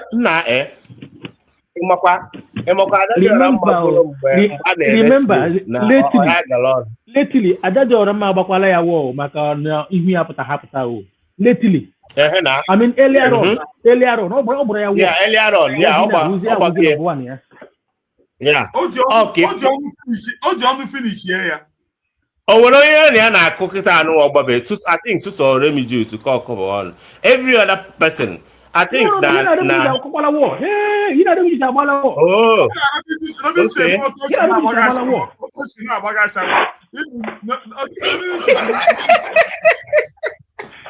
oh. Ọkaifu Adadora mma ụdị ndị a na-akọsụ aghara na mitin niile, like mitin ụmụada, like ebe ọbụla ejere mitin anya ka anụ ha nwa ya ebu ụzọ tụọ ọgụ. The woman ebe ọbụla ọ banyere, that's like enwere so many things that I saw in that woman that actually nobody and the blind onye amaghị ya will actually retract their step. Number one, mgbe i kwuru okwu that we should fall back. At least I was expecting you to stand with Oge Nkere till now. I'm not what I'm saying, humble. I'm expecting you to stand with Oge, be the show of the falling back. Then you mechazia stick na the fall back again. Umanyekwazia na CRC. From CRC again, sikwazia ba maputakwazia manyekwazia ikuku na, you know, like in a expect na ọ bụ na anyị nwawo ndị Biafra na-ege ntị na-eso gị otu a ka anyị ga-esi na-ajọmpụgharị. Does it show that we are serious? I swear. It doesn't show. Yes, it doesn't show that we are serious, because I'm not na this struggle that now you just sleep and wake up one day. Everyone needs to hear news. He call, this and that. Let me tell you, the first time Adadorama left USB government, I'm gonna make it that time. Actually, I find out if that was the time we started having peace. Yes. Peace, but then I don't know auto na USB and this and that. And the worst is that now Adadorama doesn't know how to. She hasn't been in the government. No. She even and this often in their family or government here be control. You know, Oma how things is working. Oma the level, nobody Kogeji when on a government in compete with the United States of America. They go to Adadorama. Surprise in this Sophia. Makayana happy na hall. Kogwa na no bugo. No bugo na. Mwapụrụ ndị cabinet ya ọgbapụta bịa nọ n'iru. That thing gbara ya ara. White and white. Yes, because ọ gwara ndị isi ọfịa that akunu chem ọ ga-awụ mmadụ because of unu gide ebe a nọ na-eweri ya something n'ime ọhịa. They unu ekiri ọ ga-awụ mmadụ. Aka ịhụ na tudo nọ na cabinet. Ara gwara ya mgbe a tụrụ ya, ọ ya ma o ji taa aka n'eze, ọ sị, hi. Mana ina funa mechana mama menu mama na nyegode aboki shoot aboki ukwa aboki. Yes. Aboki ukwa aboki, because if that now almost at the end of the day that Adadorama climb climb. Can you imagine neganya you watch a video this woman. You watch a video yeah. In a fuebo say. But I saw the video during that convention live. Because I like Adadorama. I almost if you men I know the DPM na live stream Adadorama near super chat. You know what I'm saying? People near super chat. Everybody like because with a different pattern. Him and Ambawa. Unu aka na-eme na kun ka wele oyibo na-eme ihe na Adadorama bịa gbuwa the whole thing. Well, village na asụwasị, and now we here actually open the door that now we are able to actually be comfortable to be using our language na-emelo nwa program without she was actually one of the pioneers of that. Yes. Because anyway, so many people be America and be village Ibawa. That's or they relax or they can't maybe to know more. And she did not see the blessing of God on Andrea. Go see that now Adadorama has been destined to be messed up. All him you see na pastor wa Buriamuma is fake. The guy Neranya for even me, I saw with the character of Adadorama. I thought that now she will be a great woman. Me myself, based on the things that has been happening, I saw that it's not obvious. I saw that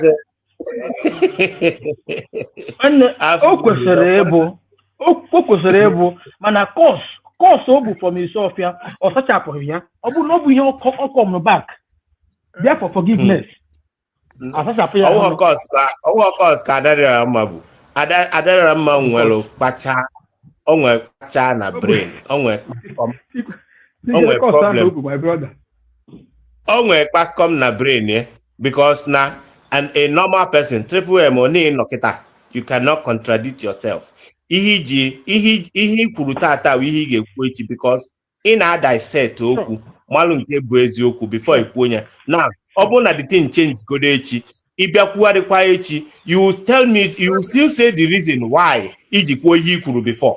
Yes. Amam you what I'm saying because things changed ihe na-change enwere m ike ikwucha something mana before nkwuo ya and na full reason why na ihe dị otu a ka ihe na-ekwu kịta asị gị even me thought na Adarịọra will be a great woman and then I called her on the phone akpọ m ya na phone nye advice si ya biko na nne na I like ife na-eme nwe onye ọbụla like Adarịọra everybody was rooting for her but all of a sudden when you start seeing now you can see the reason why Mama Hosea agree on now because and my food that now so you can all the unstable all the very very unstable to the extent now all wiki contradict to me 3 times or 4 times without even thinking twice. Yes. Like all the car baby awunye battery it no he obido no and the worst of it is how serious the face and the glasses is there now na emotional can you even a mother beg every day now apologize to people because of your signal no pata no name back within 2 weeks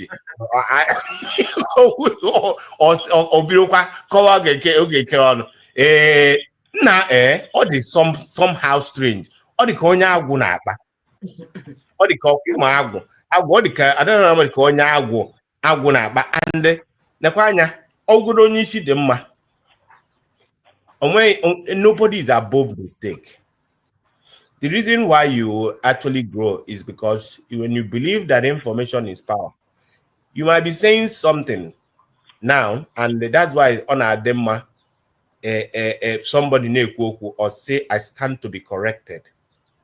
I stand to be corrected because there might be a new update in town about what you are saying. Phone, e.g., may not get or may update. And with so many things, electronics need to get may update. So when you are talking and you have to give space for people because it matter for people to correct you or to actually tell you, oh, that one in a go outdated. And when new sheriff in town. Now, what would you do? You say, oh, okay. You put 1 or 2 things together. When we say the real thing in but Ada has no Ada equipped with that kind of software. So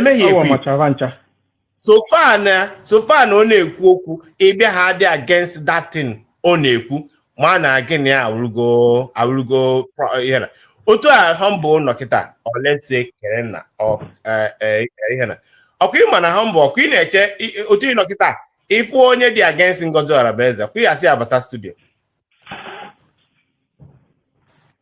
humble onye dị against USB government of Takita, there 1 or 2 things.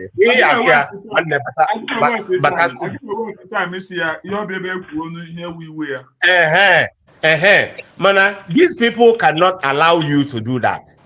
Because now I believe that Nankawa Haneku no now na amen. And they won't give you space for you to come and say your own view. Because now Obuna and I run a court like that. Ihe court ije court. Ihe jase onya kwuo ihe na-esen onye nke ọzọ kwuo as na adịghị ikpe n'ọnụ ofoye ịghọtagona onye akwuo ekwucha onye ekwuo ka ha wee tụlee malụ balance ma a commit the crime intentionally can well hear me lead committee, a balance, yeah, that is justice. But in a situation whereby he was on Yagwanam, but it's the Bama. Ihe anọrụ nọrụ na-akọsọ ọsụsọ nke gị whenever somebody sụsọ onye ahụ ịmakwụnyere okwu ha na fonu na-akọrọ na-ekwe eyi ọnyanwa without actually imama na-emisinform gị ịchọzi balance your statement mama nwere ebe dị wrong ọkwa ka onye nyekwa gị information a n'elu ka aha ị ga-akere fonu Ada Dịọra Mma onye nọ na struggle onye nwe contact with men on ground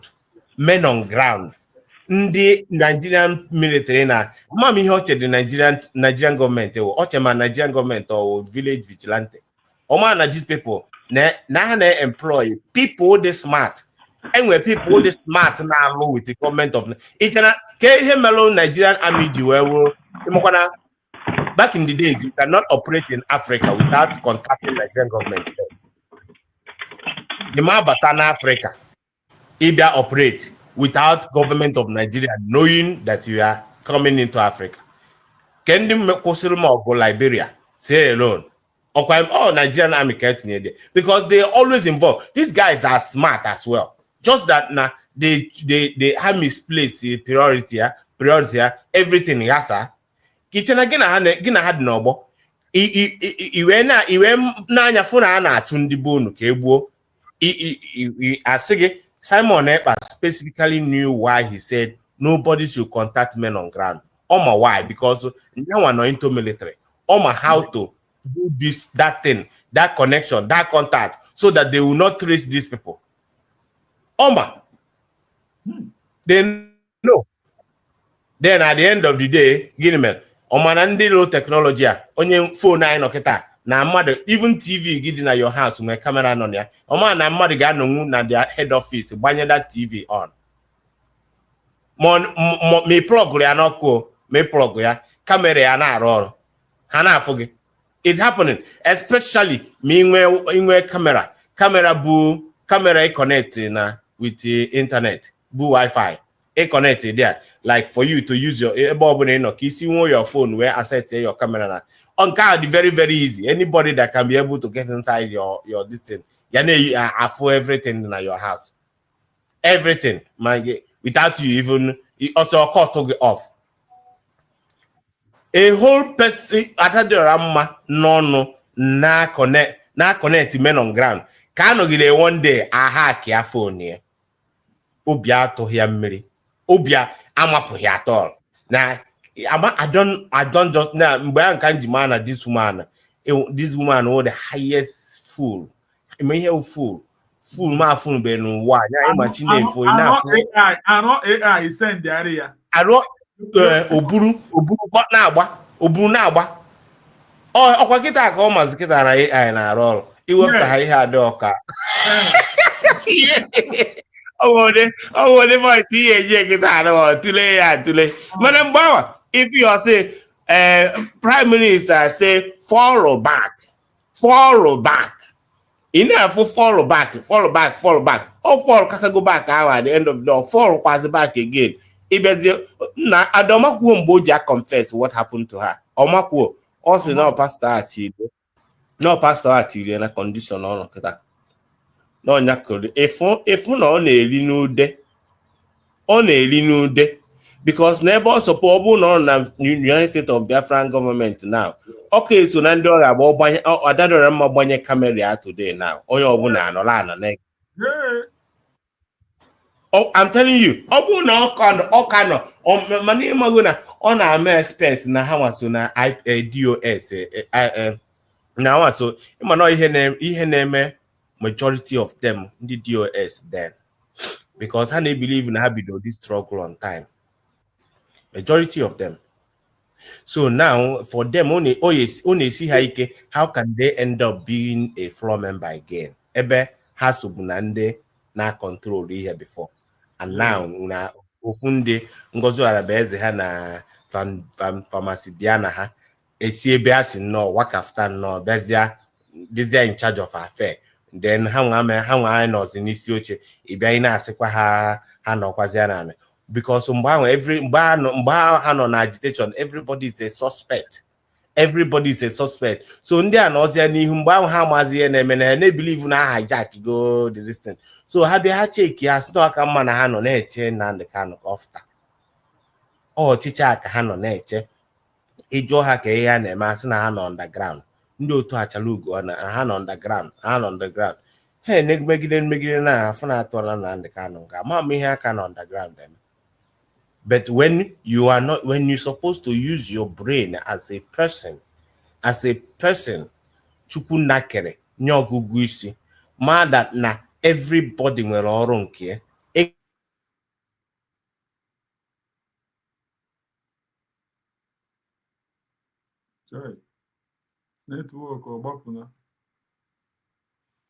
Network ọgbapụna gị.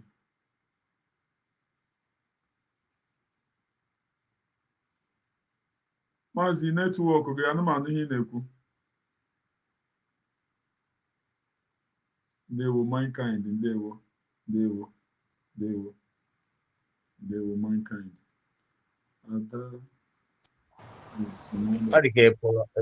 At some point. Mgbe side gị ọwụ side ma ọ si na side gị.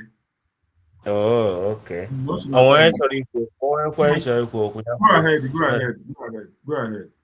So the thing on the ambulance, I'm passing before I cut off, but the point is that now, for now, these guys they weren't watching ahead, because nobody na hana watch ahead, or they are really following Nnamdi Kanu, like they said. Ha case of full step na nanya funa ihe mere was about to happen to Nnamdi Kanu, and they shouldn't have decided to calm down, like that. They should have supported Simon Eba. But Maguna, I think Nnamdi Kanu for whatever that is about to play on, and decide go hanye Simon Eba or Chichinaka. I cannot imagine when they listen when Nnamdi Kanu nechara on hantani nanya, but yet see listening to Simon Eba. That Oku alone, follow Simon Eba. He is bringing a new dimension. That one alone supposed to show them that na pattern Simon Eba ye ne bute our pattern now Nnamdi Kanu ne use. Yes. A new dimension. It's a simple English. Listen to Simon Eba. Follow him. He is bringing a new dimension, not your regular thing. Simon Eba is not going to follow the regular DOS thing. This is a new thing involved. That is what that thing means. And when Simon brought the new thing, they start asking questions. Meanwhile, listen to this guy, that this guy is bringing a new thing. And they decide to go underground, waiting for Nnamdi Kanu. And the Mwanya Suru Simon na new dimension, yeah. Or a new dimension Simon no do. But and the two Nokita, I know that no one can Nnamdi Kanu puteshi, yale congratulate each and every one of us. Nnamdi Kanu na achọ before. Or everybody Nokita ka ọ na-achọ. Everybody nọ na ka ọ na-achọ. Ndị ọzọ anọrọ dị a ọ nọrọ ka ihe dị na Bible. A master jewelu no welu so onyinye nyecha ndị maid servant ya si ha je mee one or two things ọwazia asị onye nke izizi jejeje ka ọ dị something. Onye nke bụ onwe onye nke jelu jeje zoo nke n'okpuru bed. Ruo mgbe master jesi nata onye ọbụla na-egosi ihe ha mepụta wite onyinye nke enye ha, ọ sị ha oke daalụ na-emeka. Ndị nke ọzọ bịa, the next person bịa jeje n'okpuru bed ebe ọ fọnyekwa that thing which is underground, jefe ọpụtakwa the same thing enye ha, si ya nekwa ihe inye m wee wa ọ bụọ ya onye nke awụ ọnụ. This is exactly what ndị DOS mere. Exactly. Na Nnamdi Kanu tasị afụfụ niile ọ na-atọ ọpụtakwa obirokwalu na IPOB. as if na-ekele na agbụ nna merụ ha ebere onye ọzọ biko tinye ọnụ. Thank you.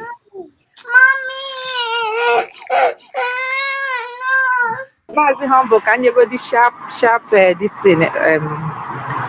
comment a little? Now, Bola Chief, our brother name comment. God bless you. I love what you made me laugh too much. I was on behind the wheel with Adade Orama. Oh, I just want to say something on what you have been saying. You know, the truth of the matter is this. Adade Orama, like you said, for me, on a special case na brain ya. Obakata ha ọnụ na brain, that one is true. That one, anybody where anya ga-afụ nke ahụ. Okay? But after that one, or before that one, Adade Orama did not come for Biafra. Because even Adade Orama bịara nwere onwe. Adade Orama would have cautioned herself mgbe ọ na-akpa iyi. Ọ ka ha rikpo onye ọbụla na one basket. Ọ kara ichete na ụmụ ndị Igbo a nwere mgbe ha fụrụ ya n'anya. Ọ kara ichete na ụmụ ndị Igbo a nwere mgbe ha nyere ya ugwu. Ọ kara ichete na ụmụ ndị Igbo a ka fụkwara ya n'anya na-agwa ya kwụsị. But o nwere ebe anyị ya dị like we had. O nwere nwa ọ chọrọ iji dị struggle uplift enwe ahụ, but not even in a positive way. Ihe a bụ ihe anyị nụrụ. But in a negative way, ka o jiri ya fight ya nwanne ya nwoke. So even a negative can never yield any positive result. Rather, it will make the person porous to that person's end. And that is exactly what happened to Adade Orama. And all the DOS we are talking about, it's not like these people, they don't know. The DOS even thought that Mazi Nnamdi Kanu ihe anyị ga-anụ bụ na ọnwụ go. This is their own plan. Ihe ha che bụ na anyị ga-anụ na ọnwụ go o jere Kenya ka ha aga. Because if not, ego ebunyeru ha. It's not a small money. They have already started establishing their hotel. Ha jibu ego anyị arụ before. Asị gị na ndị a na-amụ ego, ha ma aga ego, idinaya your parents. Ha ma aga ego, idinaya your parents. And even these people no ezu oshi ego anyị before. Ịmara ihe anyị na ha je na Spain, I finish ha ndị ke nọ na Madrid. Ihe anyị na ha je na Spain, we let them know that we are not people you push around. Anyị merụ ha eme. These people are cowards. They are criminals before they enter Europe. Born criminals. I'm telling you. They never come for anything good. Even Europe, ha no ha arụ ọrụ. Ihe ha ji arụ bụ abachata ni agụgụ ite were tie na agụgụ ọnụ. They are criminals everywhere. Ma nwaanyị ha ma nwoke ha nwe nke eziokwu dị n'ọnụ. They are looking for something. They are looking for, and inwe discernment gị na ha nọkọ ị ga-ama na ndị abịa ha ihe bịa. Mgbe m ji nwee access to them bụ mgbe ejide Mazi Nnamdi Kanu. So few of us bụ ndị Igbo nọ here, we try our best to start anyị kpọrọ ya Mazi Nnamdi Kanu meeting. You understand? So ha nọ na anyị na-eme exist wee try connect anyị connect kwa ha like ndị ha na mmadụ so n'ihe. Ma gị na-ajụ ndị ajụjụ ha na-akọ n'elu ha na-akọ na ifu na gị na ha.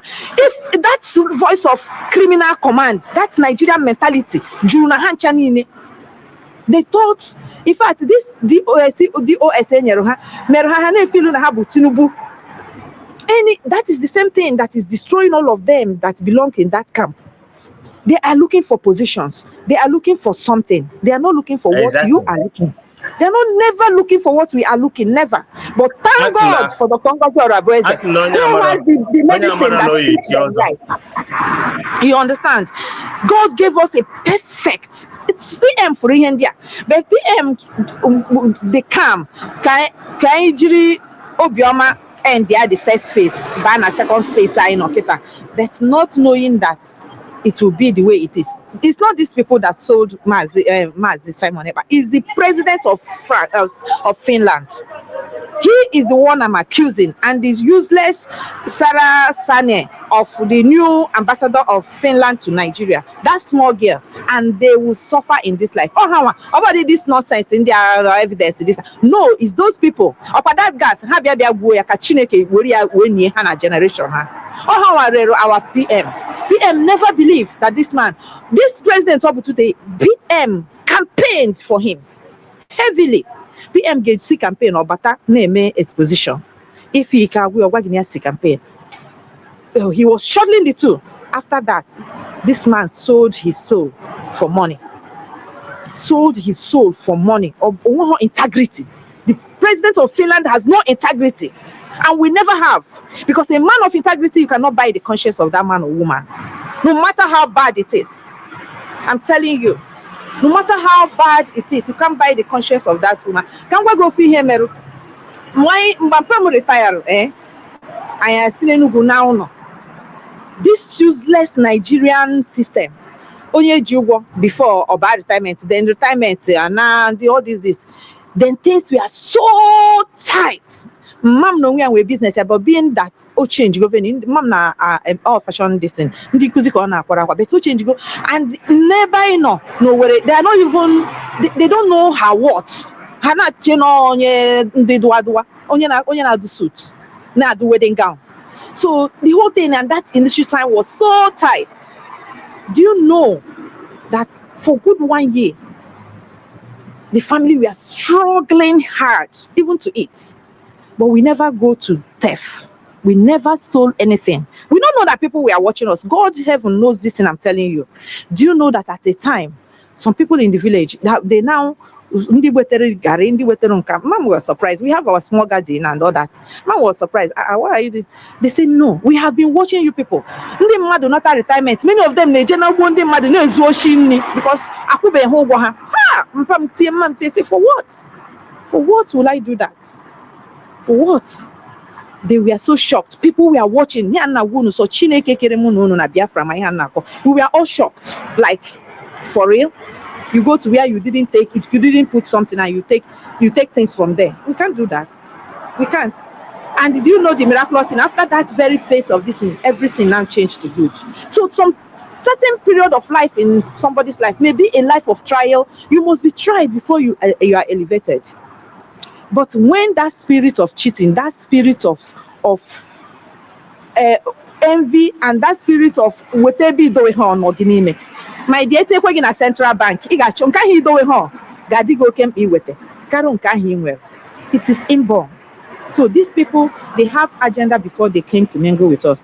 Because also, many of us that have what it takes, we are so elite and so educated that we don't want our name to be stained. We want to watch well, very well, before we step in, to make sure that it's not the same thing we are hearing, that we will hear, that these people are real, that we don't want. And the criminals take over. Anytime this type of thing, the criminals will be, because they're already criminal. They have agenda. They don't lose anything, in fact. Rather, they can gain. So they take the chance. But now, thank God that the real people are there. It does not mean that the criminals has finished you. The criminals does not mean that all sorts illiterates are criminals. No, it's not only illiterates that are criminals. It's not only illiterates that has agenda. It is inborn. If you have that bad character in you, you can't hide it for long. It must show. And when it shows, anybody that has light around you will see it. And it will be unfortunate if that person of light will give you a second chance, because second chance has destroyed many things. Thank you, my dear people. I will log out again. I'm very busy. And you can see I'm on the way I packed. Thank you so much.